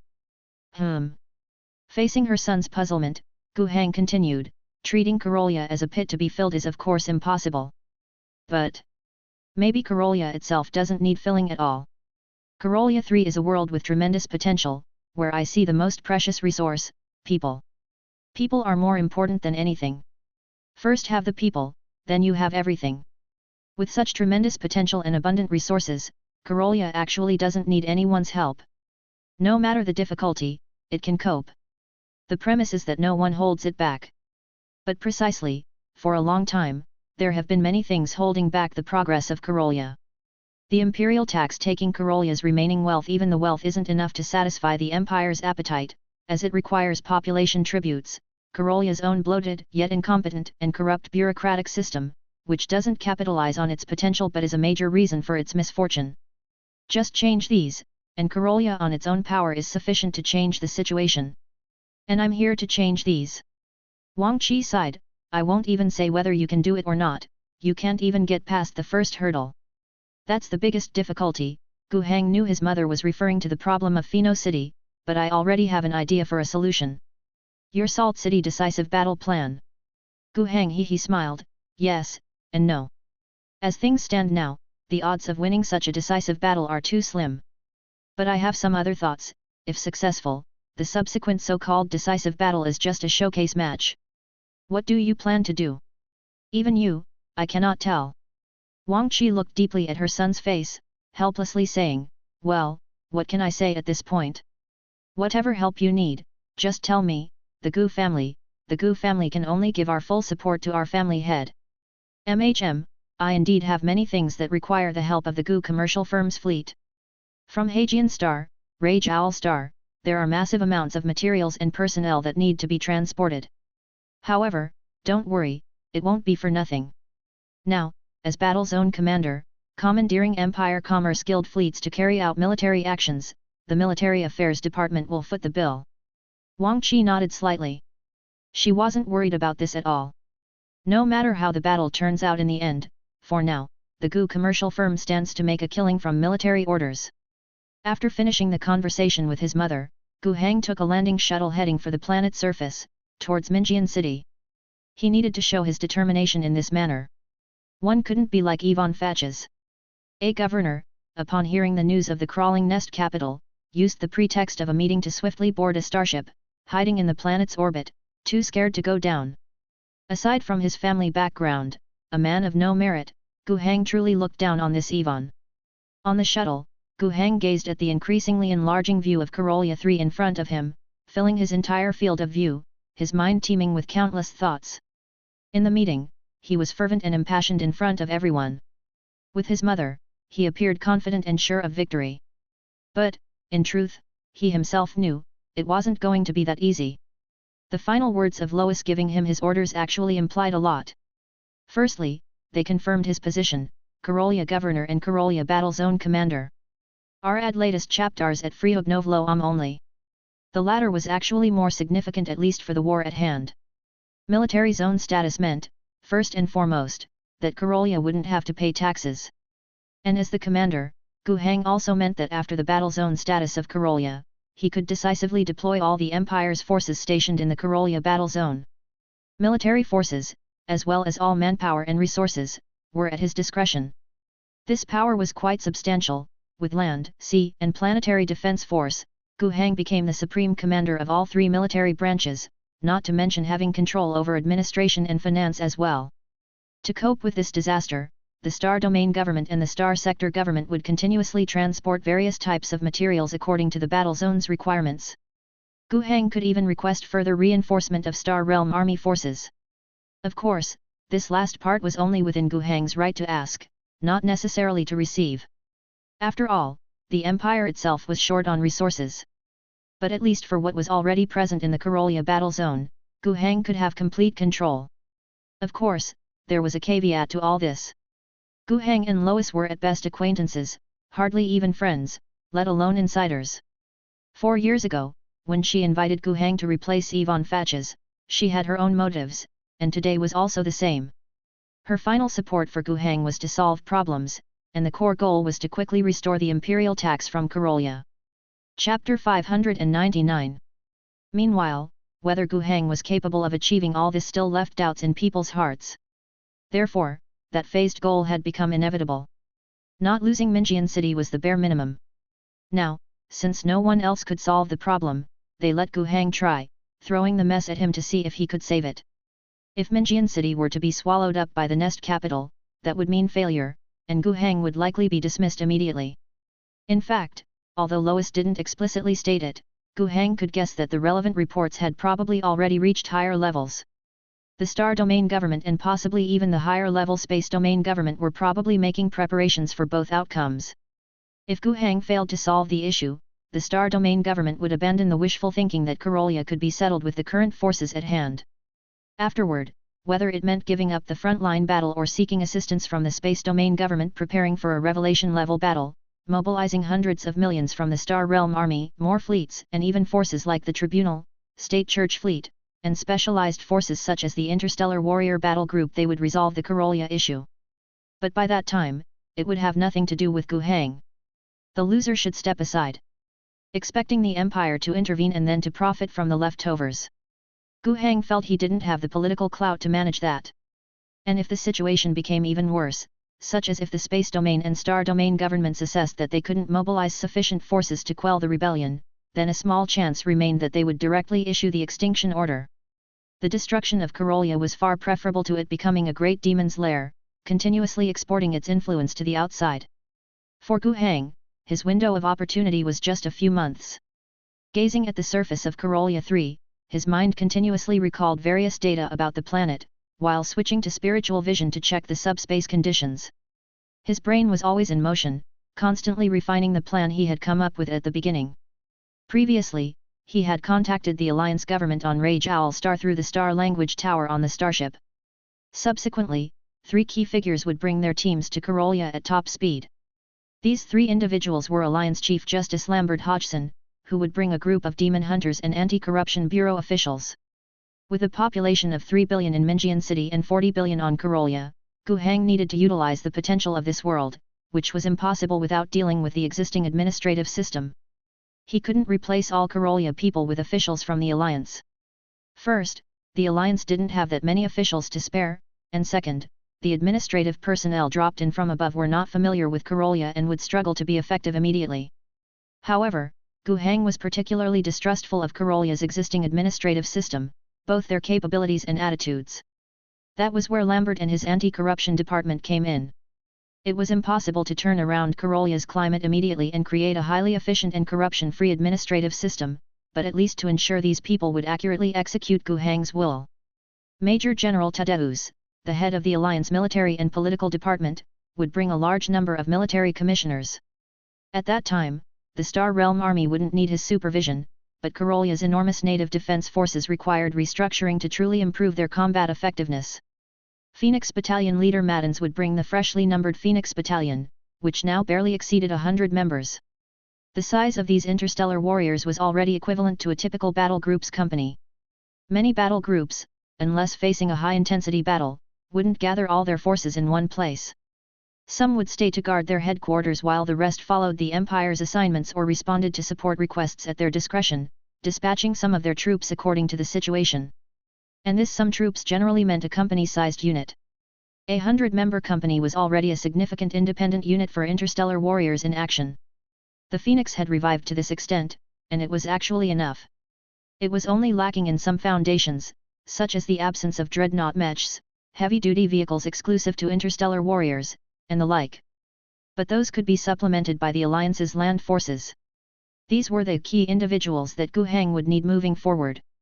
Of course, it wasn't just them. Following that, the Alliance would send a large number of administrative personnel, transport a tremendous amount of material, and even armed forces, to participate directly in the conflict.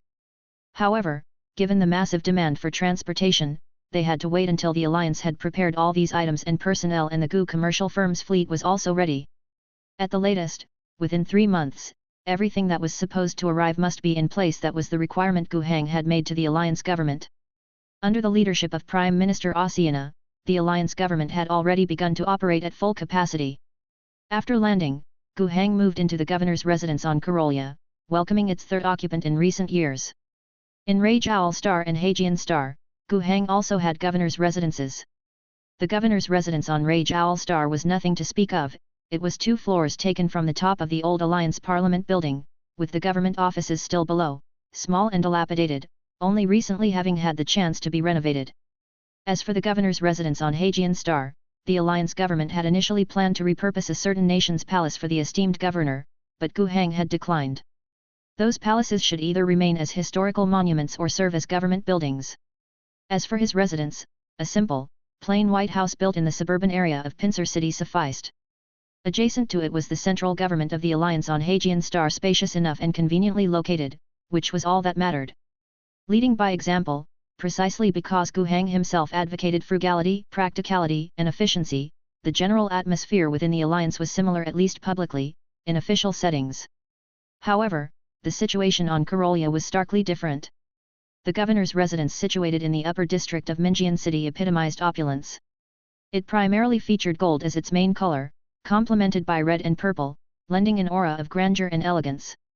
Countless exquisite, handcrafted reliefs filled the inside and outside of the building, remarkably intricate.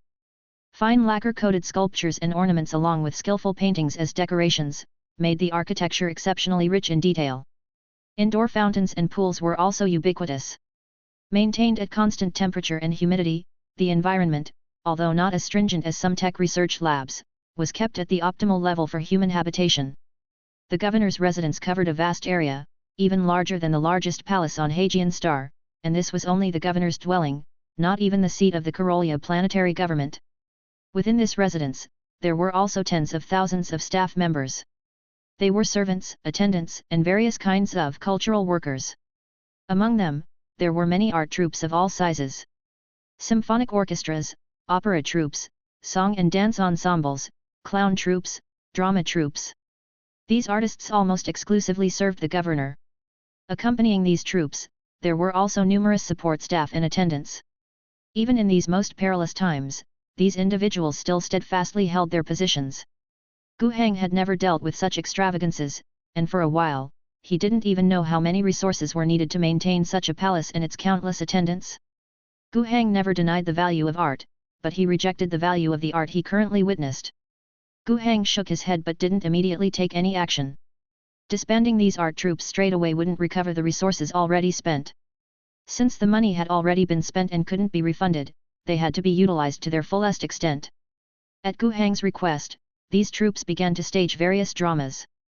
Robust military anthems, plays reflecting the people's resistance against cults, and dramas extolling the frontier warriors. The demands had been made, the specifics were left to the artists. Meanwhile, how to fully promote these works and performances to all social strata within the scope of Minjian City would be the task of the Alliance Propaganda Department officials soon to arrive on Karolia. Subsequently, Gu Heng, stationed at the governor's residence, extended invitations to the important figures from all sectors of Minjian City. Chapter 600.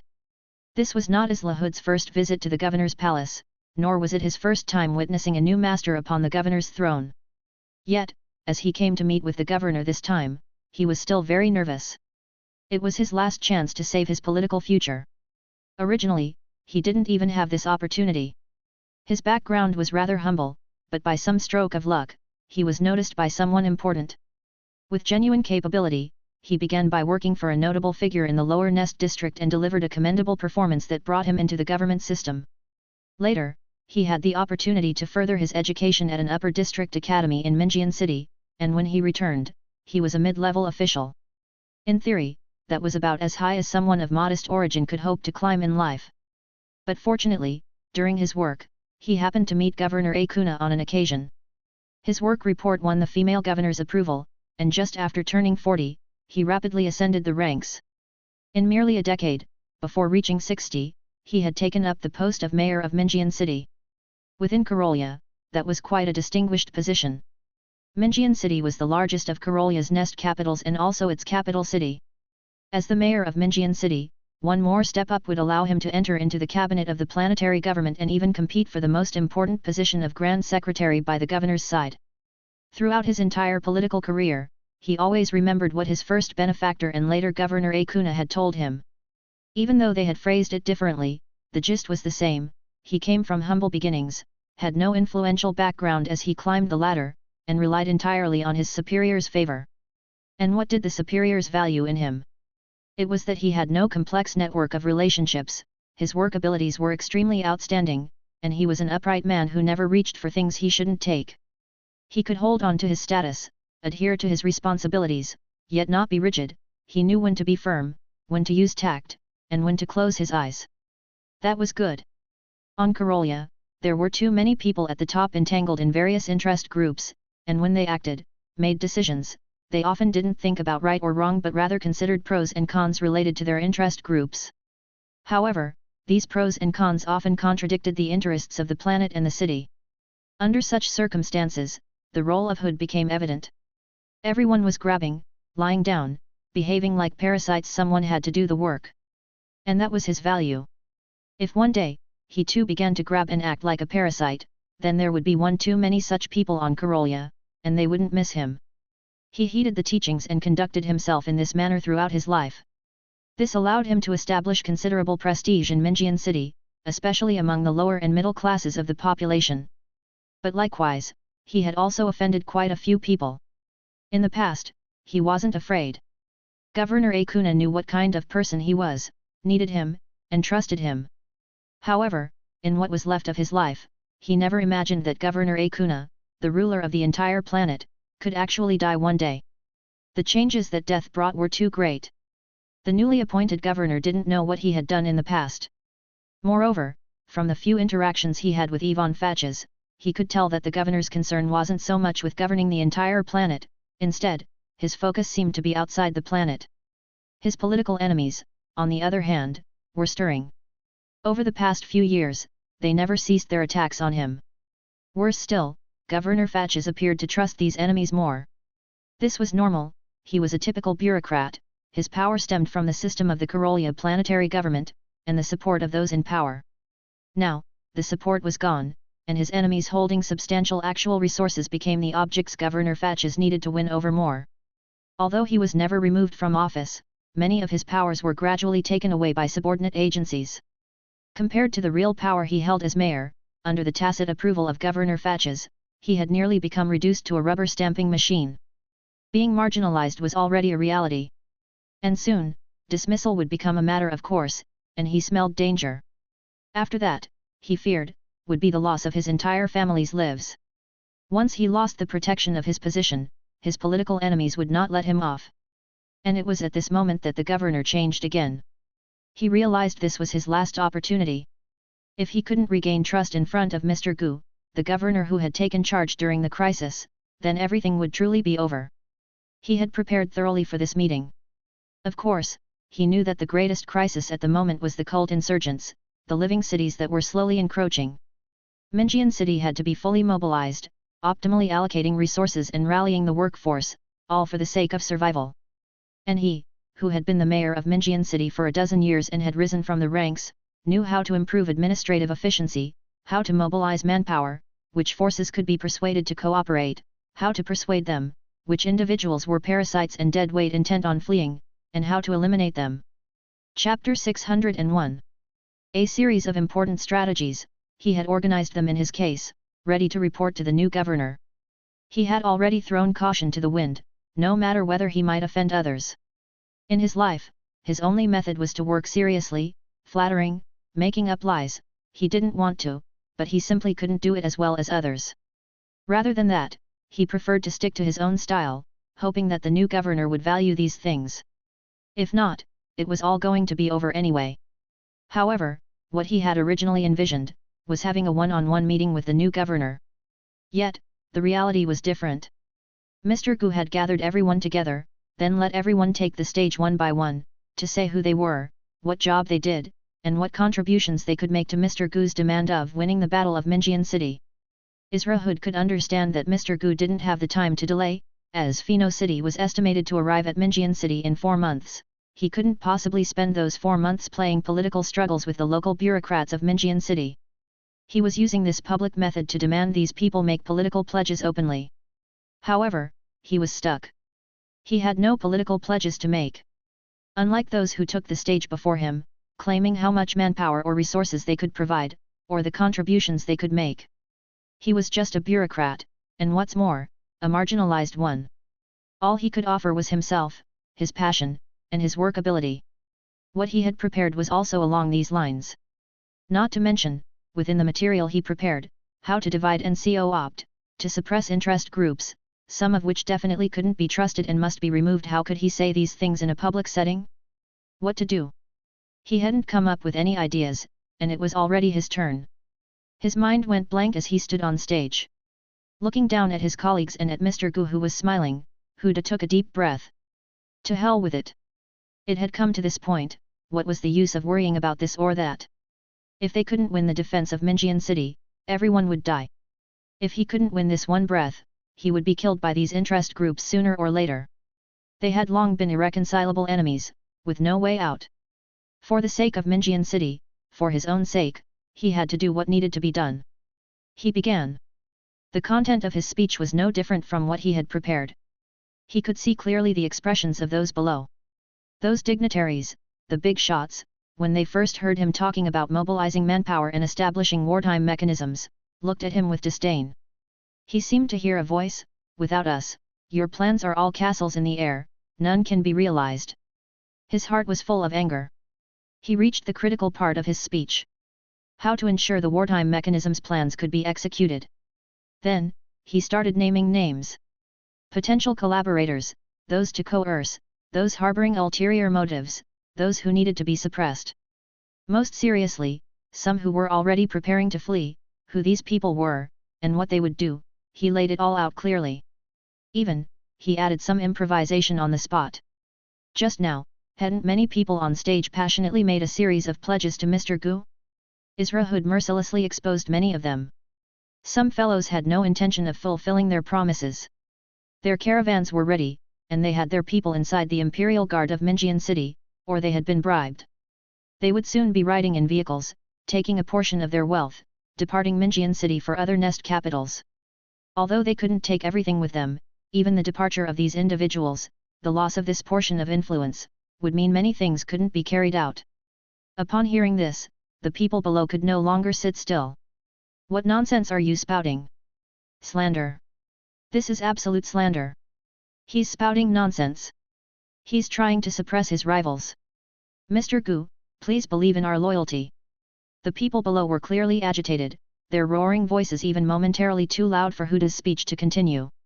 Cold sweat appeared on Huda's forehead, and facing those eyes that seemed ready to tear him apart, especially knowing those eyes belonged to such influential figures, he was naturally afraid.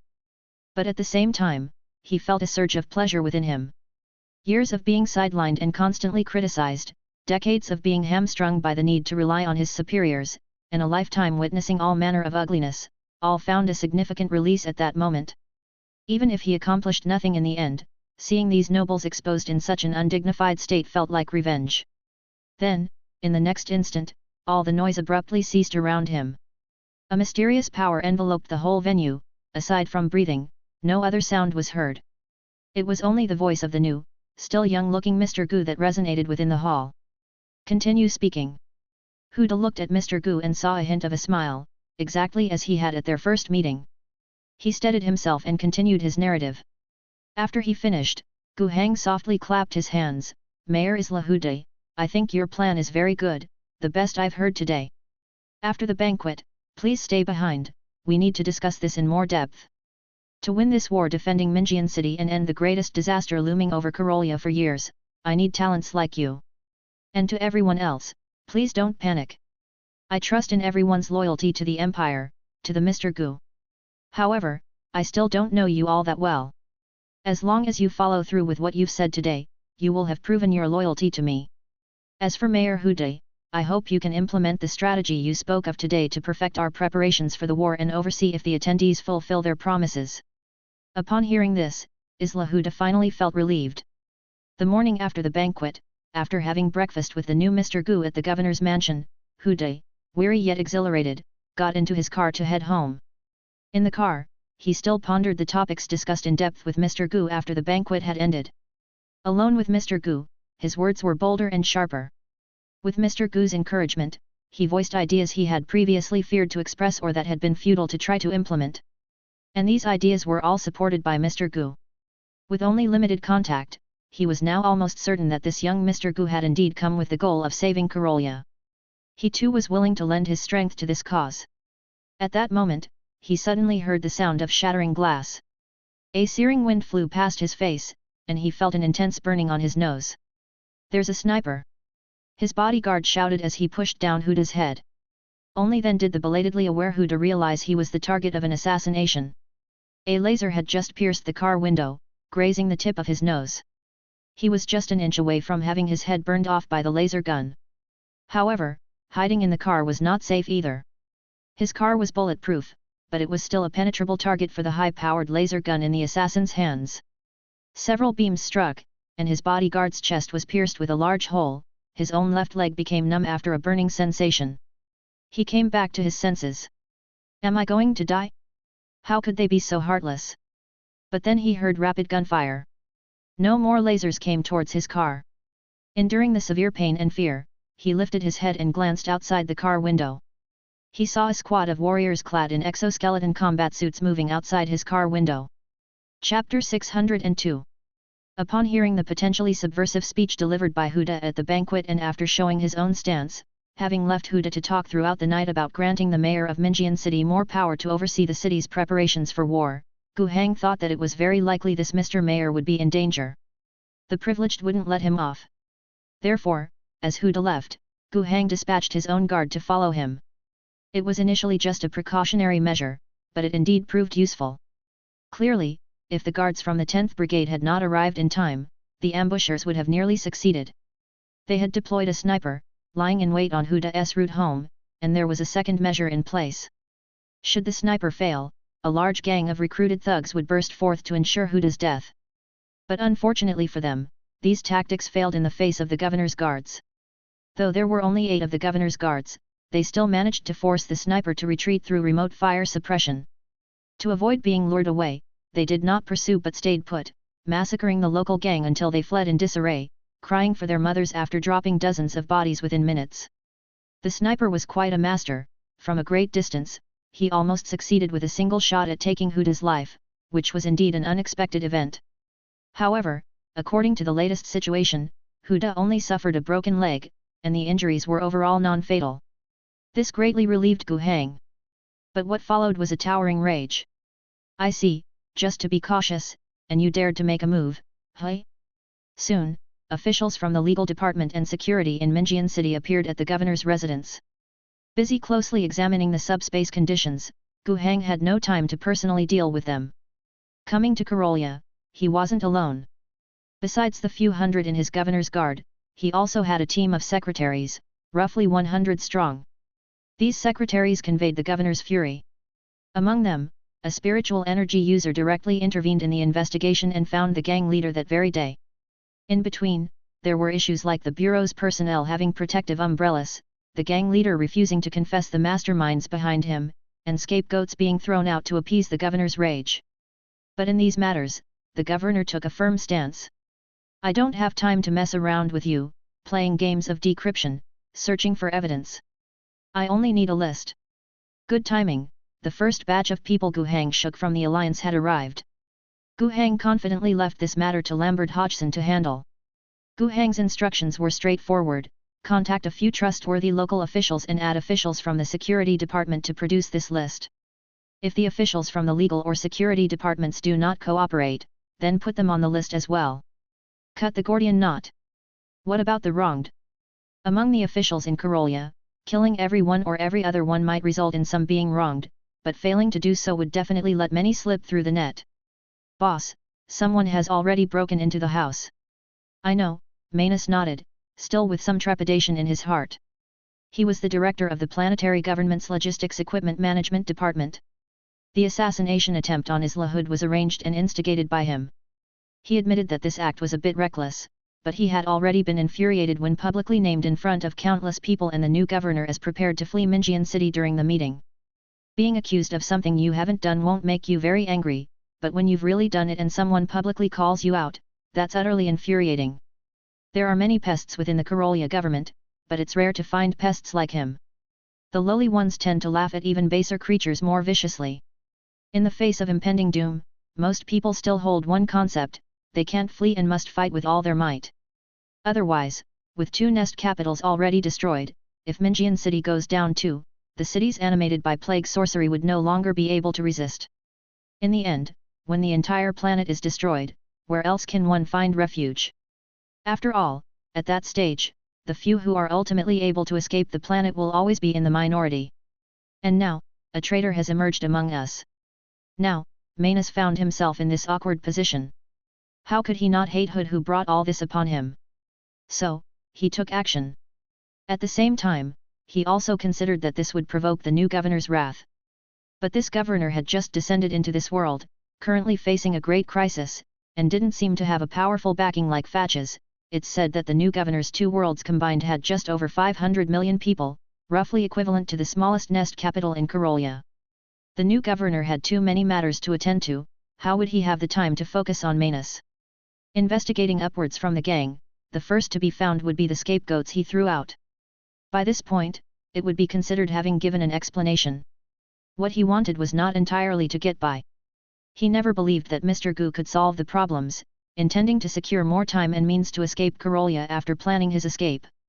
It was just about running away sooner. It's a pity that the large amount of weapons and equipment he intended to take with him, whether they were the new equipment produced by Minjian City's armory or the military aid sent by the Empire, were all under his management. Chapter 603. He had originally planned to haul away several train cars, but now the plan was disrupted, and he had no choice but to take less. What a pity! The goods that could be taken had already been arranged and would soon be dispatched with the train. As for himself, accompanied by a convoy of bodyguards, he had already left the city through the checkpoint at the Nest Capital Pass that had been previously notified. However, just at that moment, a whistling sound came from behind. He turned his head and saw several vehicles bearing the Planetary Justice Department insignia rapidly catching up. He immediately felt a sense of dread. Speed up! Speed up! Take out the vehicles behind us! Under his command, his bodyguards began to attack fiercely towards the rear. As an official from the Equipment Management Department, he certainly had the means to procure a group of loyal bodyguards from the military. Even the 5 vehicles he used for his escape had all been converted from military armor vehicles. On the vehicles, there were even automatic gun turrets, which rose to the top of the vehicles, rotating to aim at the pursuers. However, the turrets still failed to fire. Suddenly, a violent explosion occurred at the left rear wheel of the vehicle, flipping the entire car over by the side of the road. And at that moment, the doors of the vehicles with the Justice Department insignia flung open, and several people jumped out of the speeding cars. Ordinary people would have been severely injured jumping out of a car like this, but not these individuals clad in exoskeletons. They merely paused for a moment and then, using the momentum, continued running forward, drawing various weapons and firing at the armored vehicles. The leader among them was straightforwardly wearing a suit of powered armor. She was relatively petite, like a lady, clearly not an interstellar warrior. The silver and black paint job also confirmed she was not one of the Sisters of the Holy Mercy Lily with their white and green garb. A bomb gun holstered on the side of her thigh remained undrawn, while instead, she pulled out a combat sword, pointing it towards another armored vehicle in front of her. Her eyes flashed with a deep blue light, and in a moment, a strange power surged at the tip of her sword. The next instant, one of the wheels on that armored vehicle also suddenly exploded, flipping it over. During this process, her sprint never slowed. In a short burst, she was even faster than the vehicles. Methodically, she flipped over all of the targeted vehicles. The exoskeleton warriors beside her took over the aftermath. The vehicles had only flipped over, not exploded, so there were still many survivors inside. These individuals were all pulled out, and anyone who dared resist was promptly shot dead. In reality, there weren't many who were that foolish. The ordeal was over, so why bother? And the most important target was brought before the lady in the silver and black powered armor.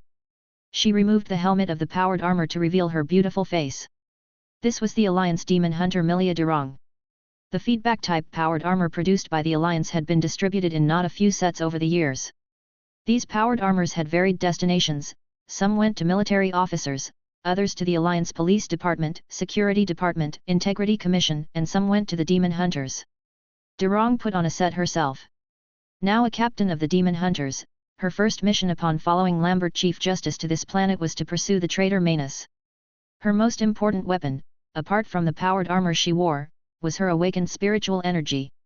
When she had just been trained as a demon hunter, she had mastered the basics of using spiritual energy. Later, she had furthered her studies at the Storm Mage Academy for half a year, where she formally mastered spiritual energy. The technique used to flip over those armored vehicles was her spiritual energy. After carefully observing the man kneeling on the ground, she softly said, "It's confirmed that this is the traitor Manus of the Empire. Put him down, take his head, and bring it back." Lambert Chief Justice doesn't have time for some public trial, he prefers to have enough heads laid out in his office before having a talk with the rest. It should be quite effective. Manus was already feeling very uneasy, and hearing this, he trembled even more. He hastily began to speak, "Madam. Madam. Please listen to me. I'm still useful, I know a lot of things. No need, your life is a bit more useful. No. The defending army of Minjian City is planning a rebellion. I'm on good terms with their commander, I can. TCH, like we needed you to tell us? Someone's already on their way." At this point, Milia's expression soured, appearing annoyed at not being able to partake in that major operation. As they were talking, another demon hunter had walked behind Manus, with the gun barrel pressed against his back. "Please don't." Bang. Ugh. With the sound of a gunshot, Manus, with a bullet through his heart, fell forward to the ground, fresh blood pouring from his shattered chest, staining his face, which still wore an expression of shock and disbelief. In Minjian City, the Middle District, the headquarters of the Nest Capital Defense Army, General Tadeus entered General Kyansun's office under the protection of a team of governor's bodyguards. The man was white-haired but still had a strong visage, sitting behind his desk with an air of unspoken authority. He looked up and saw Tadeus, who wore the rank of general but was dressed in a uniform utterly different from his own, and demanded, "You had better have an explanation for me, it's not time for my meeting with you yet." Without a smile, Tadeus presented a piece of parchment to Kyansun, bearing a few words, and most crucially, the governor's signature and a lacquer seal. "General Kyansun, effective immediately, you are relieved of all command over the Minjian City Defense Army. From now on, I will fully oversee the defense and military construction of Minjian City." Nonsense. Kyansun slammed the table and stood up, "I am a planetary general. Do you think you can dismiss me with just a document? Delusional. This is an order from the governor. Your rank of general and your command position are appointments within the Planetary Defense Force system. The governor has full authority to terminate your duties and strip you of your rank. How many divisions does the governor have in Minjian City?" Kyansun, with an implied threat, said, "I have been stationed here for 20 years. Every officer here has either been promoted by me or fought alongside me. They respect me, they love me, and if I am not in this position, I'm afraid the army will not remain calm. Surely the governor doesn't want the Minjian City Defense Army to fall into disorder in times of crisis." Tadeus's expression did not change upon hearing this. He laid the governor's dismissal document in front of General Kyansun and pulled out a small booklet. Minjian City Defense Army 31st Division Commander Matthias, 37th Division Commander Laurent, 49th Division Commander Andrei, 71st Division Commander Podolsky.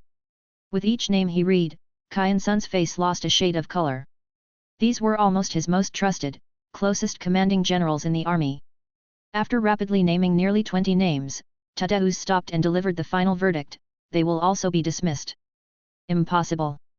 Kyansun glared at Tadeus, "They are all surrounded by layers of protection within their own troops, how could it be?" Just then, a telephone in his office suddenly rang. There were several phones on the desk, and the one that rang was the least used but also the most important. When it rang, it meant something extremely urgent had happened. Tadeus gestured for Kyansun to answer the phone. Kyansun picked up the phone, "I'm Kyansun, speak quickly." His face grew more and more sullen as the call went on. Eventually, the handset fell from his hand. He looked at Tadeus in disbelief, How could it be? In a matter of hours? You've killed all 19 division commanders after breaking into the military? Traitors to the Empire deserve such a fate. Moreover, the military court has already passed judgment on your traitorous actions." Wait. Since when does Karolia have a military court? Karolia doesn't, but the Alliance does, and Karolia is now a member of the Alliance. But there was no trial process. I am the Alliance's chief political commissar, and the trial process's highest decision is in my hands. What is the verdict of the trial? Tadeus pulled out a handgun and pointed it at General Kyansun's forehead. Wait. I have served the planet, I have shed blood for Minjian City, you can't treat me like this, I want to see the governor. Bang. Death. Thaddeus softly recited the sentence of his verdict. General Kyansun, with a bullet hole in his forehead, fell backward. Chapter 604. Greetings, this is the first time we meet, so allow me to introduce myself. I am Lambert Hodgson, the Chief Justice of the Alliance. The Alliance's legislative, law enforcement, and judicial operations are all my responsibility. Of course, all laws of the Alliance are established in accordance with the Planetary Governor's will, and I am here merely to refine the laws. The enforcement and judicial duties naturally must also be conducted in accordance with the law. You all have been preliminarily screened and found unrelated to the rebellion that has yet to erupt. This is good, and on behalf of His Excellency the Planetary Governor, I hope you can continue to maintain this status. As for the promises you made at the Planetary Governor's banquet, I have a list here, all recorded. I believe that you, loyal citizens of the Empire, will take your political promises seriously. This is your responsibility, as well as mine. A meeting was convened within the governor's residence. The speaker, Lambert, had an amiable attitude and tone, merely recounting his job responsibilities and emphasizing the importance of dedication to their work. However, the sight of several rows of heads lined up behind him cast a chilling air over the scene. The many Salt City elites seated in the conference room were all as silent as cicadas in winter, barely daring to nod in agreement. In the past few days, there had been a bloody purge in Salt City. On normal days, many people would die daily in Salt City. Gang fights, overwork in factories, malnutrition, diseases. However, those who died were the lowly, the worthless in society. To those elite, it would at most be a set of numbers they would not even bother to look at those figures. But now was different. The heads hanging on the wall behind Lambert were almost all familiar faces, all once influential figures in Salt City, now all beheaded and displayed here. Nobody wanted to end up hanging there too, so of course, they did not dare make any sudden moves. And as for the rebellion? Forget about it. The head of General Kyansun, the capital commander in charge of the 5 million defending army of Salt City, was hanging right here. The biggest power player, who had hoped to force the planetary governor to yield with his troops, was finished. What play could the rest put on? It was said that Commissar General Thaddeus, who had just arrived, along with his commissariat team, had gone deep into the military to announce the standards of the Alliance Army's treatment. This was far superior to that of the Planetary Defense Force, PDF, stationed on Karolia, almost on par with the Star Realm Army. More critically, the Salt City's official warehouses and some privy depots of the elite had been opened, with a substantial amount of supplies being distributed. The promises to the rank and file were not just pie in the sky, but were genuinely delivered without any markdowns. Many people who had volunteered a lot in this process were bleeding inside. It was pure silver given to those poor soldiers, such a sin. They were all cannon fodder destined to die. Was this really necessary? But no one dared to say this aloud anymore. They could only grumble to themselves, can the treasury sustain such high treatment? Even if they slaughtered everyone like fattened pigs for the new year, what about the days after the celebration? But there was no choice. Going forward, they still had to contribute their strength.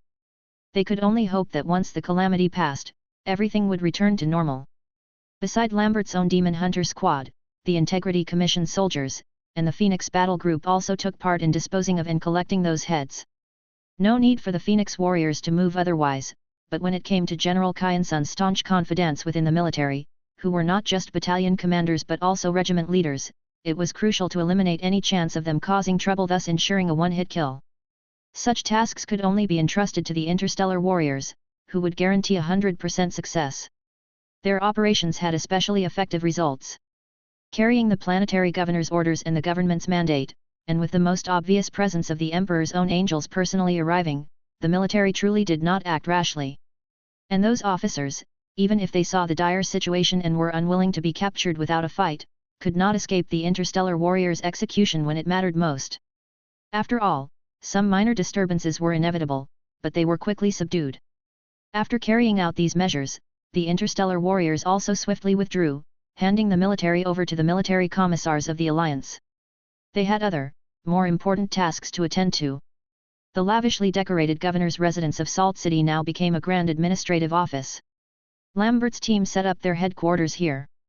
And like the mayor Isla Hood with a broken leg, she too gritted her teeth and insisted on working through her injuries, moving the city government in, fully cooperating with Lambert. Or rather, both of them were cooperating with Thaddeus. Now was a time of war, and military construction was of utmost importance. It was Thaddeus who was shouldering the most arduous tasks. Under regular conditions, Salt City would have a garrison of 10 million native troops. Since the problems in Pheno City, there had been a high demand for troops, not just in Salt City but in all the nest capitals across the globe, with continuous deployment of forces participating in the situation at Pheno City. The strength of the garrison in Salt City had dropped to a low of 2 to 3 million people at one point over the last few years. This was a dangerously low number. Any less, and they would not have sufficient force to suppress any issues in the lower Nest District or bottom Nest District. But as the situation in Pheno City collapsed, and when it became clear that Salt City was the next target, a considerable number of troops started to be redeployed here from various locations. Currently, there were about 5 million troops in the city. Chapter 605. Following the governor's request, the number of defending forces in Pheno City must be further expanded. The total force is to reach a scale of 20 million. Among them, a force enjoying the so-called Star Realm Army benefits is the most core unit, with a planned total of 10 million people, which is half of the total force. This force will be granted the Salvation Army designation. From this, one can see how arduous Thaddeus's task is. In the coming months, he must not only take control of and reform the existing 5 million native forces but also recruit another 15 million. The entire government of Minjian City will go all out to provide Thaddeus with all the necessary support to ensure he can complete the governor's mission. The main cooperation is in terms of human resources, which plainly put, is recruitment. Do not think that just because Minjian City has a population of 3 billion, recruitment is an easy matter, as if one could simply grab a mere 5,000ths of the population. It's not that simple. The Minjian City government's control over the most populous bottom Nest District and lower Nest District is inadequate, and this area is already experiencing a plague, with cult activities, rebels, disobedient gangs, and opposition organizations. The government's organizational power and control over the population are surprisingly weak. There is no such thing as a list going out and people obediently showing up. Similarly, assembling such a vast military force also poses massive logistics issues that need to be resolved. With all sorts of objective problems present, the entire government department, under the efforts of Mayor Huda and the supervision of Lambert, is strenuously working towards this goal. Lambert anticipated the low administrative efficiency on Karolia, but facing it head-on, he found it to be even more difficult than he had imagined. Subjectively, it is the people of the Karolia planetary government who are too incompetent in their work. The administrative staff is hundreds or even thousands of times larger than that of the alliance government, yet their efficiency is shockingly low. Objectively, the difficulty has risen exponentially with a several-fold increase in the population managed. This has resulted in an already challenging objective difficulty paired with substandard subjective capabilities. Lambert was quite angered but also had to recognize that this was the reality. No matter how dissatisfied he was, what he needed to ensure now was just that these people were diligently working. After clearing out the corrupt individuals and traitors, there was nothing to do about the remaining, less capable people until later. However low the efficiency might be, no matter how much the rusted gears in the system screeched, no matter how much procedural and result-oriented chaos there was, once the Nest Capital, with its population of 3 billion, started operating, the power it unleashed was still incredibly terrifying. Lambert originally thought that achieving the goal would be extremely difficult, yet now it seemed quite hopeful. Minjian City was internally striving to expand its military. Meanwhile, on this planet, the true main force was deployed in Pheno City, or rather, running alongside Pheno City. The Dragonhawk Legion's forces, currently at 18 million strong, are led by General Hans, with nearly 50 million planetary defense forces. The Rage Bear Legion led by Li Kexi is also among them. The remaining nearly 100 million planetary defense forces are stationed in other nest capitals, defending against and suppressing the spread of the plague cult in their respective regions. Currently, the main human forces are relying primarily on long-range artillery for combat efforts. The human self-propelled artillery units fire day and night following Pheno City, launching no fewer than 30,000 shells daily at the living city. Even if they can't break the void shield, they keep up the bombardment to whatever extent it might be in vain or not. Every now and then, the malevolent heavy artillery inside Pheno City also fires back at the human artillery formations. Comparatively, the losses suffered are much more significant than those from the human bombardment of the living city. Moreover, the Plague Demon's forces also launch periodic raids, causing notable damage. Such battles are utterly meaningless, Pheno City has not reduced its speed at all. There's no need to continue this sacrifice, after all, ammunition is quite valuable. Upon his request, General Hans is now consolidating and organizing the entire force, with tens of millions set to assemble west of Minjian City. Altogether, that's nearly 60 million people, which of course couldn't possibly gather in one place. No single battlefield could accommodate such a vast number of troops. The troops, organized by division, constructed dozens of dense defense lines to the west of Minjian City, in the direction of Pheno City, each at least 100 kilometers wide. When General Hans was about to explain, Gu Heng gave him a clear directive. When necessary, we must be prepared to make the ultimate sacrifice, not sparing 19 million from the Star Realm Army, nor 60 million from the Planetary Defense Force. We must launch a full-scale attack on Pheno City. General Hans strongly objected. It wasn't that he was afraid to die, he just thought it was senseless. An army is not more effective simply because it's larger. The battlefield space in Pheno City is only so big. On one front, deploying hundreds of thousands to attack is already the limit, as the width of the battlefield is finite. Piling up more people is pointless. Of course, having sufficient troops means that you could throw in hundreds of thousands, and when they collapse, immediately send in another batch, maintaining a relentless offensive posture. However, such warfare requires exceptionally strong soldier quality and organization. General Hans explicitly stated that the only one capable of this was the Star Realm Army. As for that enormous planetary defense force, could they undertake the same desperate task as the million Star Realm Army soldiers who previously attempted an offensive and were nearly wiped out inside Pheno City? That would be impossible. The army didn't have enough strength, morale, or organization for this task. If orders were forced upon them, even with execution squads blocking their retreat, it's likely the troops would still mutiny. Fighting the executioners might, after all, offer some chance of survival. The role that the Planetary Defense Force could play was only to assist when there were sturdier troops able to hold the line in front. Relying on them to act valiantly and take the lead was unrealistic. In response, Gu Heng expressed understanding. But he still insisted that General Hans must carry out the orders as given. The orders came with the authority of the battle zone commander. General Hans had no choice but to comply. Although the majority of his troops came from the fascist Tri-Star and even a considerable proportion of his officers had deep ties to the fascist family, many people were urging him to keep his distance from the new governor who had usurped the fascist power and to not cooperate with him. Yet, he still carried out the orders of the battle zone commander. He remembered his identity in the Star Realm Army, as the 3rd Group Army of the Dragonhawk Legion was not a private army of the fascist family. Of course, discontent was still present. It was not necessarily his own, but that of the fascist officers under him. These people would show up at his doorstep daily, weeping, forcing him to send up an impeachment letter to his superiors every other day.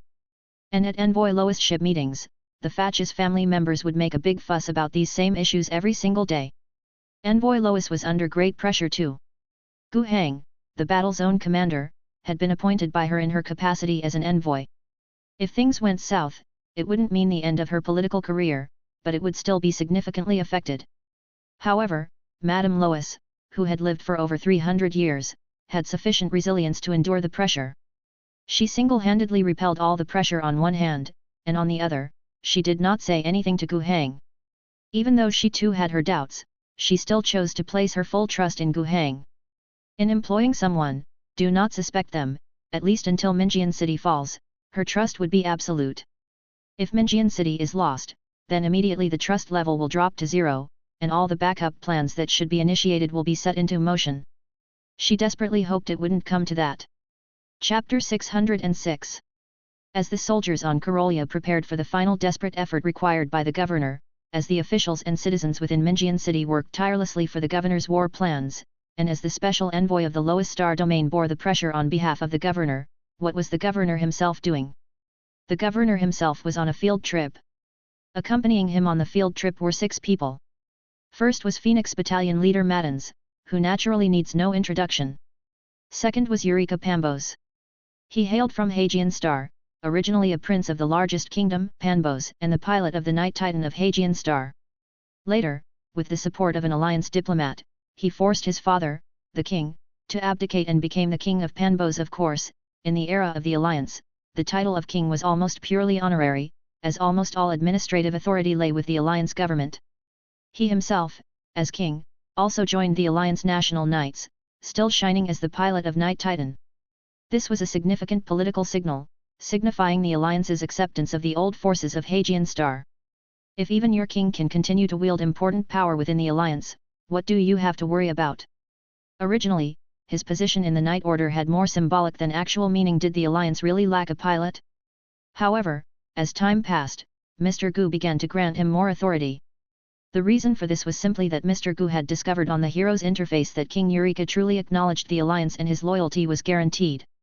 Then, having sent him to the Loyal Air Academy on Rage Owl Star and spending grace points to activate his hero attributes and train him into a political commissar to ensure loyalty, Gu Heng simply allowed this actually outstanding pilot to lead the Alliance's knights using his royal status.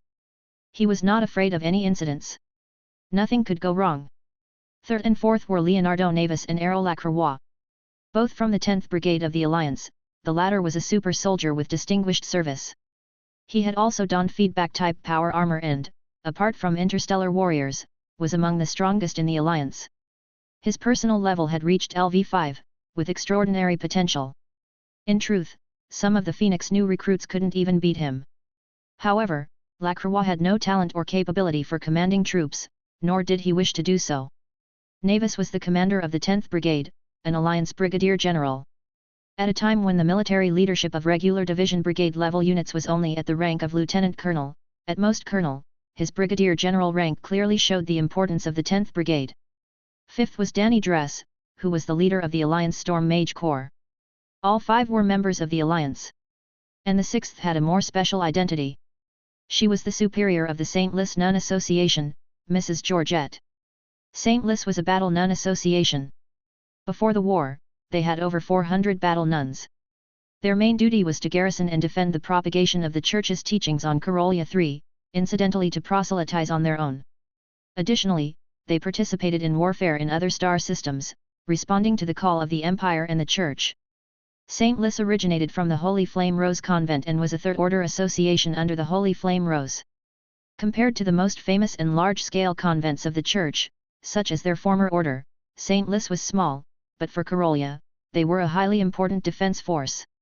Indeed, before this, Mrs. Georgette and the other battle nuns of St. Lis had mostly been fighting on the front lines, especially in Pheno City. Over the past few years of conflict, St. Lis had lost over 100 nuns. They had always fought on the front lines, rushing wherever danger lurked. They had indeed provided significant assistance. But they still couldn't stop the spread of the epidemic. Not until Pheno City was abandoned, could they only retreat along with the rest, and now they had reconvened in Minjian City. The number of remaining nuns now totaled over 300. Strictly speaking, even though Gu Heng had become the Corolla governor, he had no authority to directly govern St. Lis. After all, they belonged to the Church, and while also part of the Empire, were entirely distinct systems. However, a war zone commander was another matter. And even setting aside this power dynamic, St. Lis itself was willing to contribute to the war against the plague demon. After discussions with Zhao Qinghong, the bishop of the church in Corolla sector, and the leader of the sisterhood, the Grand Superior Medici, they were willing to dispatch a 100-person team to partake in Gu Heng's campaign. Leading this team was Sister Chang Ji Ruot, who had previously collaborated with Gu Heng and greatly helped during the formation of the alliance. At this moment, their field trip destination was located to the west of Minjian City, on the edge of the military defensive line that was under construction on a cliff. The six waited in silence for Mr. Gu, who had his eyes closed yet assumed a gazing posture, to descend from mid-air. Mrs. Georgette was the most impatient. Unable to hold back, she asked, "Mr. Governor, is this the place? Is this where we were looking for?" Gu Heng slowly opened his eyes, turned around, and said, "Although the conditions aren't perfect, we can't always seek perfection in everything. Let's choose this place." Chapter 607. He paused, then continued, "Next, I will assemble a division to establish a secret camp on this side of the cliff. After returning, you all should bring your troops here separately. We need to make some preparations in advance." General Naves asked, "What about you, Governor?" "I will wait here for all of you," Gu Heng said in a low voice, chuckling. Transporting over 1,000 people, along with Ranger Knights and the hulking Warhound Titans, to the heart of Pheno City is not an easy task. We have to pass through numerous obstacles and deceive a great demon. There is much to do. Upon hearing the term Great Demon, everyone grew solemn. Gu Hang spoke earnestly to the 6 people, the Empire's forces are on full alert, and the Empire's citizens are doing their utmost to contribute to the battlefield. But the most critical part of this war still lies with us. We bear the heavy responsibility of stopping that den of demons in its tracks, even crippling its void shield, severing its link with hell. Although every person involved in this battle is an elite, even a hero in their own right, we still don't know how many will be able to return alive. You must prepare your troops mentally. Georgette and Maddens were among the first to stand out, for the Empire. The rest hurriedly followed suit. Gu Hang responded with equal seriousness, for the Empire. 103 Terra Standard days later, the crawling nest capital Pheno City was now within striking distance. The distance between it and Minjian City was now just over 600 kilometers. But in reality, it had already encountered the western defense line of Minjian City. More than 60 million troops, making up over 80 army groups, covered a battlefield over 200 kilometers wide, stretching out a strategic depth of more than 600 kilometers. Bunkers, trenches, and watchtowers were densely packed between them, forming layers of defense lines. General Hans was indeed competent. Organizing an army of 60 million exceeded most people's imaginations. Even with a massive staff and a large number of field officers possessing strong executive abilities, organizing such a behemoth over such a vast area was still an incredibly daunting task. General Hans could no longer manage units at the division level, at most, he could only oversee up to the army group level. Each of the more than 80 army groups had their own defensive zones and were ready to be mobilized at a moment's notice. Even so, the human army still wove a vast net across this prepared battlefield of over 100,000 square kilometers, waiting for the prey to arrive. And now, the prey had come. But who exactly was the prey? Pheno City, as it crawled, seemed to consider the humans who had set the net as the prey. The city, after swallowing another nest capital, had further expanded in size. The front facing the human forces was 80 kilometers wide. Once Pheno City came within range, the artillery barrage began. The Empire's artillery launched their fiercest firepower, slamming it onto the crawling nest capital. A void shield composed of subspace dark magic suddenly materialized, enveloping the entire city within it.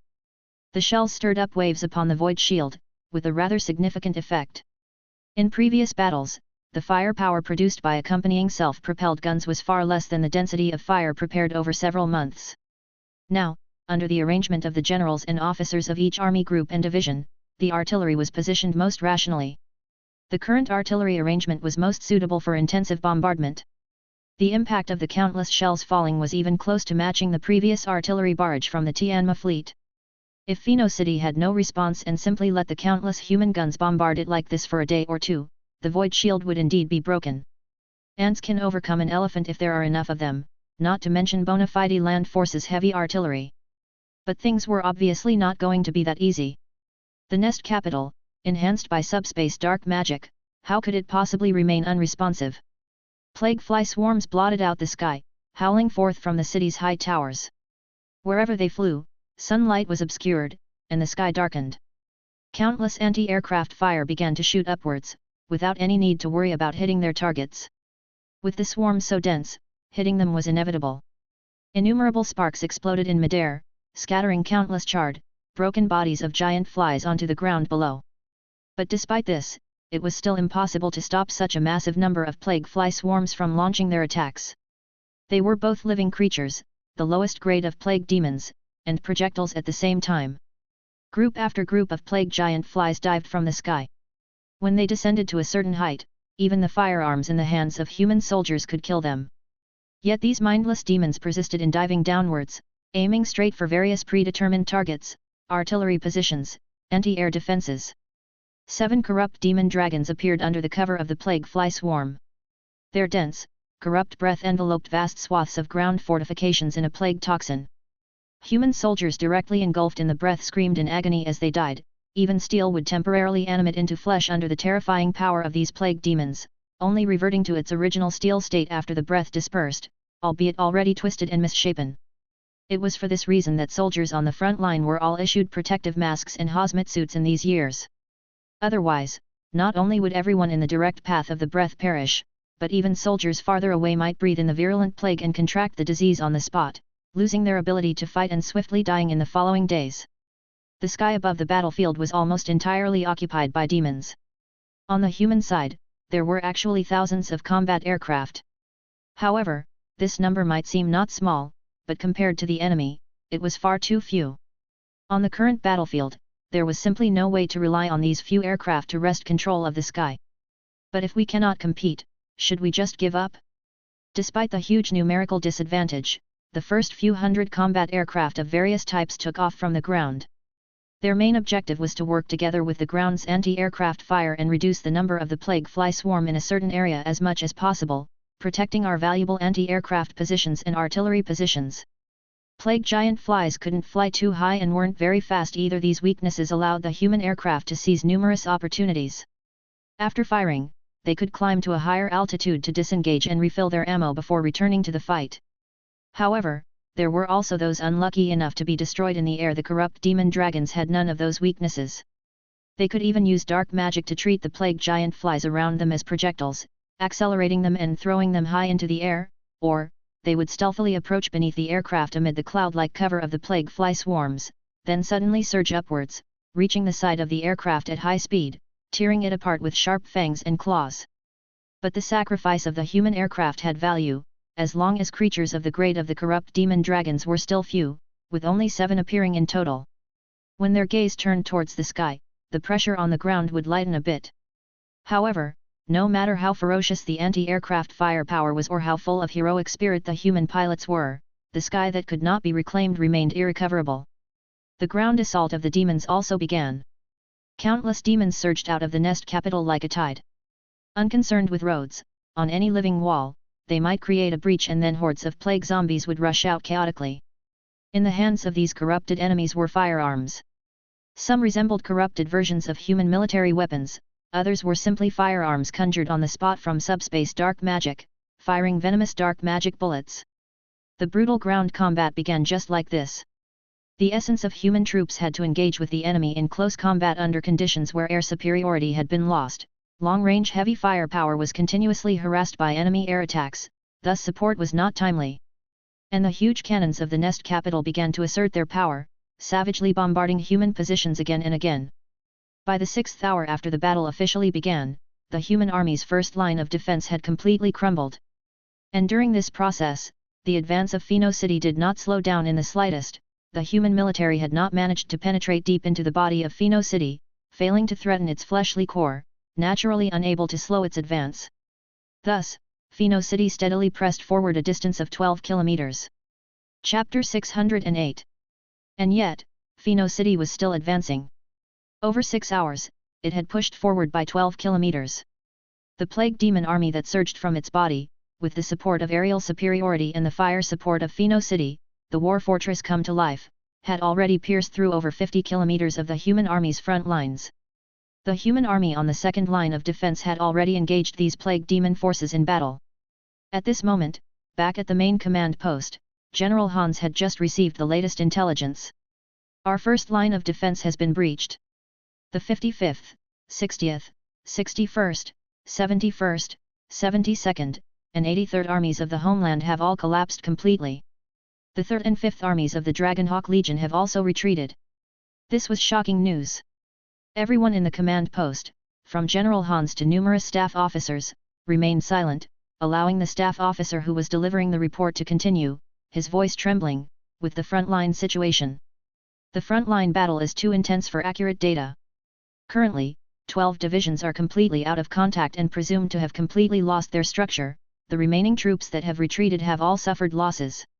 It is estimated that in the past 6 hours, we have lost a total of over 400,000 men. 6 hours, 400,000 men. Everyone present was a seasoned veteran, who had fought countless wars, big and small. But a war like this, they had truly never fought. The entire campaign would mobilize 60 million people and, within 6 hours, several army groups, millions of people forming the first line of defense, directly collapsed, losing 12 divisions, 400,000 men. It was too exaggerated.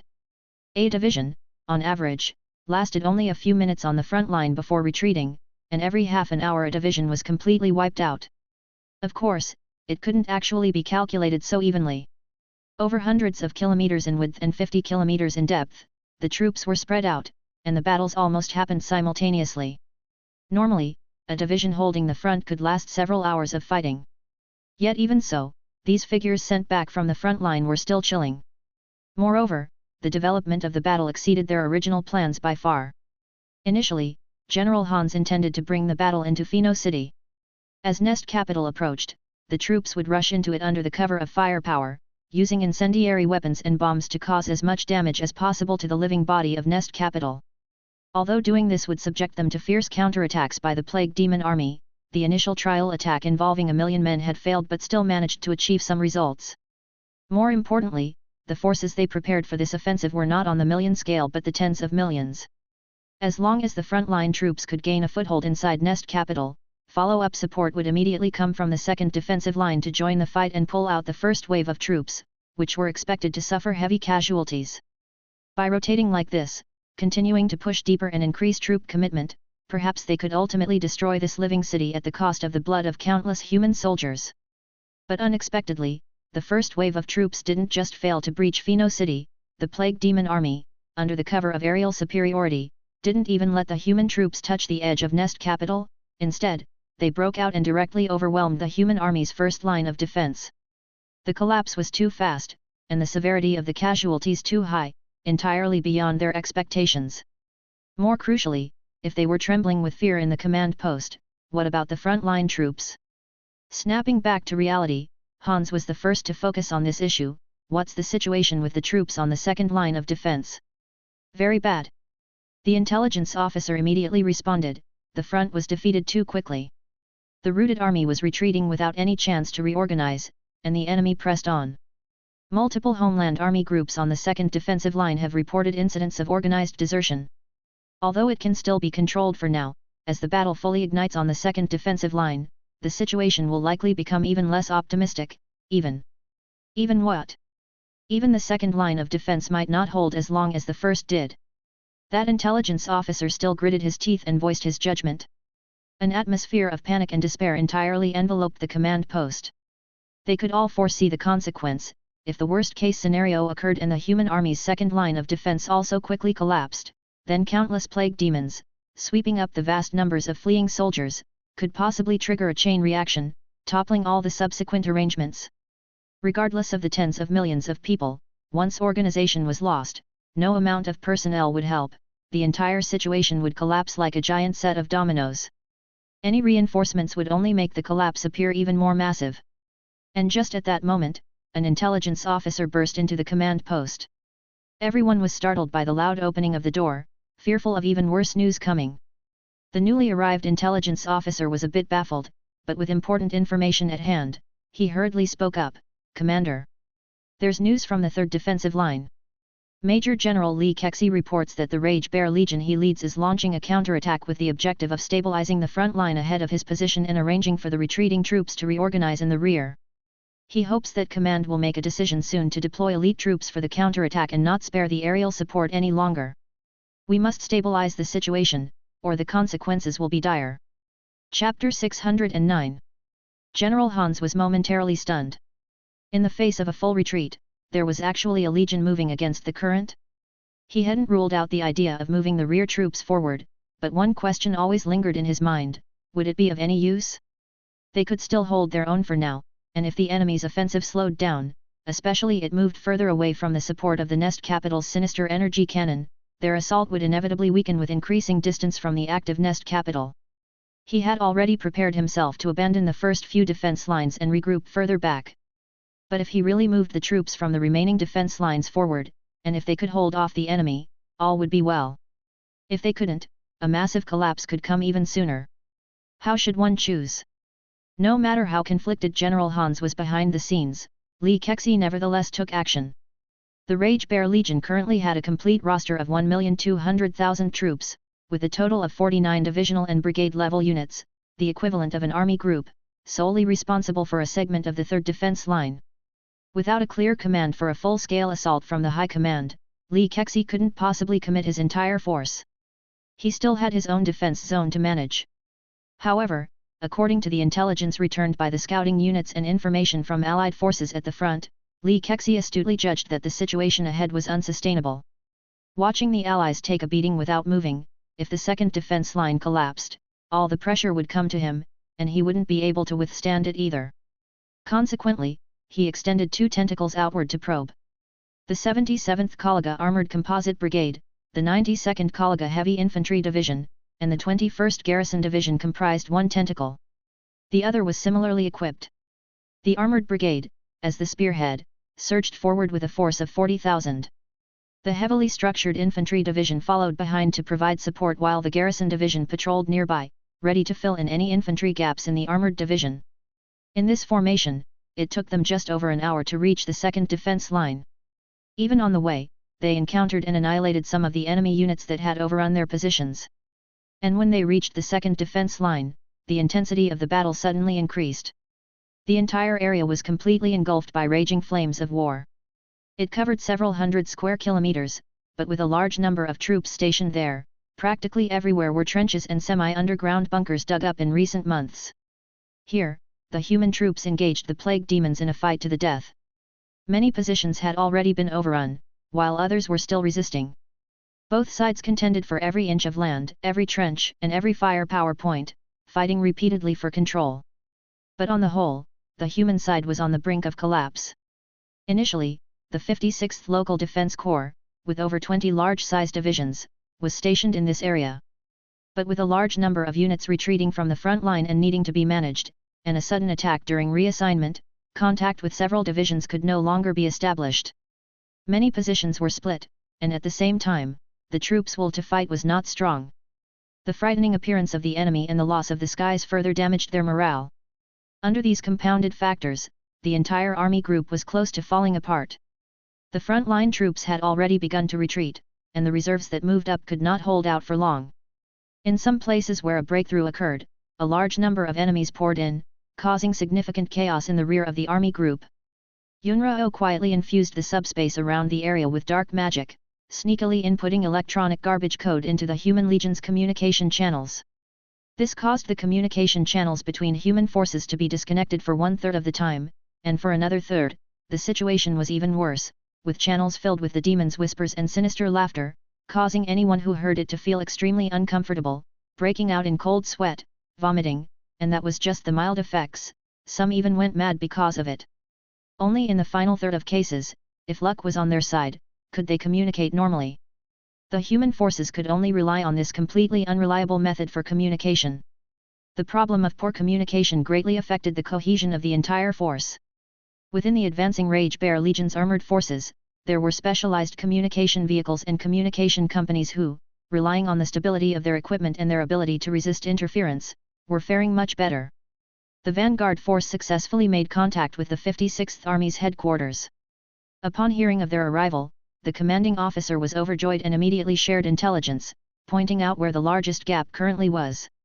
The commander of the 77th Armored Brigade only considered briefly, communicated slightly with the forces behind, and then led his troops straight toward the target area. The Lion tanks, with their turrets held high, continued to fire as they moved, blanketing the visible enemy groups with high explosive shells.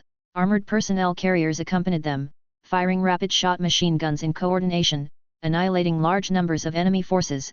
Self-propelled artillery units set up an urgent artillery array, covering fire in the direction of troop advancement, and the garrison division following behind simultaneously deployed their own artillery in coordination, while also securing their positions, to avoid the enemy, who had already broken through the friendly lines, from directly threatening the artillery array from other directions. As for the Rage Bear Legion's large formation division, they were a bit further back. Artillery had also set up their attack formation. Massive troops, organized into companies and battalions, took over many of the friendly positions, ensuring a clear rear for the frontline troops. The firepower of a single unit from the Rage Bear 77th Brigade was comparable to several large formation divisions of the local corps. After they joined the battle, the situation changed significantly. At least, the gap was plugged. The turning point occurred when an advancing tank company discovered an area heavily guarded by the enemy. After calling for several rounds of artillery support from behind, 11 Lion tanks from the company charged in a cluster. The roars of the steel behemoth's engines and the heavy pounding of the tank cannons not only stunned the enemies who had just withstood the bombardment and hadn't recovered yet, but also awakened the combat will of several local companies that had previously fled in defeat. These infantrymen, at the request of the tank company commander, plucked up their courage and conducted a joint attack. After sacrificing 2 tanks and destroying 1 flesh monster larger than the lion tank with 5 or 6 armor-piercing rounds, the enemy's most important resistance force was shattered. The infantry rushed forward and wiped out the remaining enemies, discovering what this force of plague monsters had been protecting: a crawling flesh machine with antennas, from which a piercing and shrill noise was emanating. The captain commanding the tank company roughly guessed what it was: likely a hub where the enemy released electronic garbage code. Regardless, it was a demonic creation, so without a second word, they fired several shots and destroyed it. Sure enough, his guess was correct. As the antenna-laden flesh machine was destroyed, communication conditions in the surrounding large area improved significantly. The troops that could now be reorganized and mobilized no longer collapsed so easily. As the armored brigade pushed forward along the front line gap, the entire battle line's situation thus stabilized. This attracted a swarm of plague flies. The destructive power of these creatures' suicide bombing dives was not to be underestimated. However, the armored brigade within the alliance was equipped with a large number of anti-air armored vehicles, anti-aircraft guns, and anti-air high-explosive shells, which took a significant toll on these not-so-fast and dive-bombing monsters. Even the infantry's handheld guns could bring about substantial results. Albeit a significant number of the giant flies succeeded in their suicide bombing, the losses were within an acceptable range. Then, as the aviation forces of the Corps from the rear joined the battle with a large number of Wind Falcons, the aerial threats were further mitigated. For a time, the Rage Bear legions dispatched vanguard forces, against the odds, launched into an advance. Chapter 610. The forward units of Rage Bear Legion had blocked the 2 breaches in the defensive line, which significantly impacted the battle. From a strategic standpoint, once the gaps were plugged, the surrounding troops were no longer subject to being attacked from multiple directions. Also, as the forces from the first line of defense withdrew, they now had a route to retreat.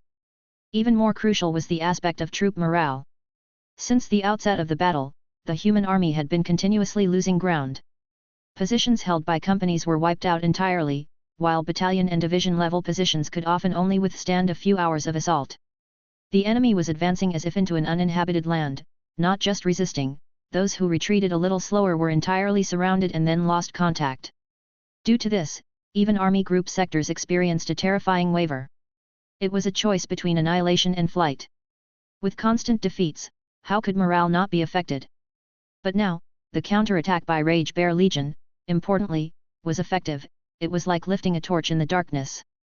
Although on the overall battlefield, this could at best be considered a localized victory, even the so-called victory was only temporary. Yet, it did convey to others that the enemy was not invincible. Units that had suffered heavy losses could now retreat and regroup. The same went for the troops from the collapsed first line of defense. Following this, the 56th Army's reserves began to move up, taking over the positions that Rage Bear Legion's troops had recaptured.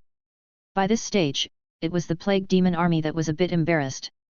Before this, the plague monsters that had flooded in through the breaches were pushed back by the offensive of Rage Bear Legion's armored forces. However, many were trapped before they could retreat, and within a few hours, they were nearly exterminated. At this point, calling it a localized victory was no exaggeration. Of course, the armored units of Rage Bear Legion had also suffered significant losses, unexpectedly, with the greatest losses not occurring during the offensive but in holding the recaptured positions. The main enemy forces in front had not ceased their fierce attack. To not lose the fruits of victory, they had to firmly block the breaches.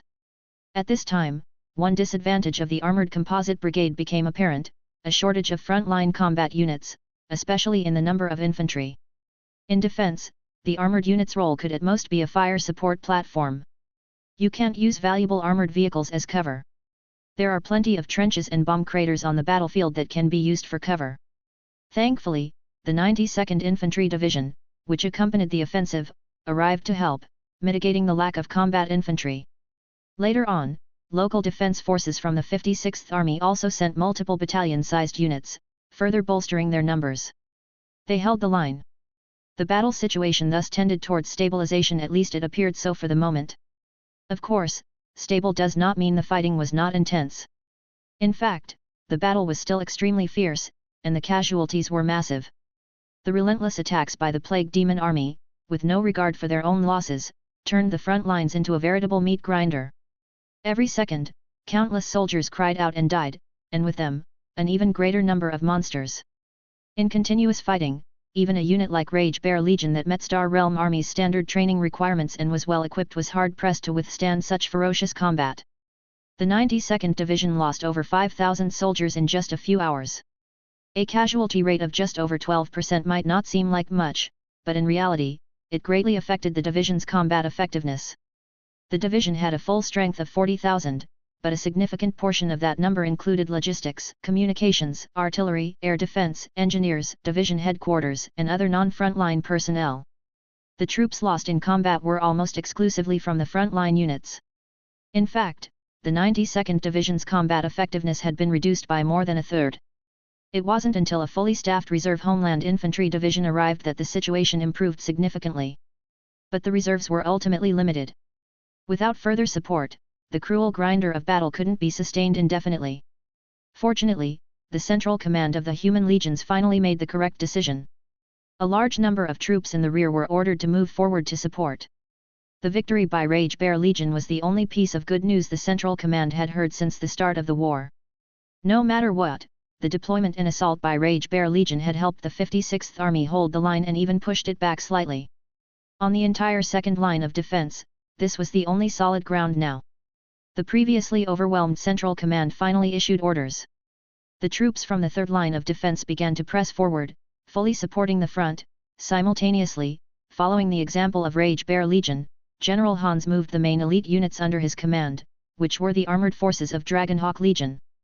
In all honesty, though the Dragonhawk Legion was a bona fide part of the Star Realm Army, its combat capabilities were not nearly as proficient as those of Rage Bear.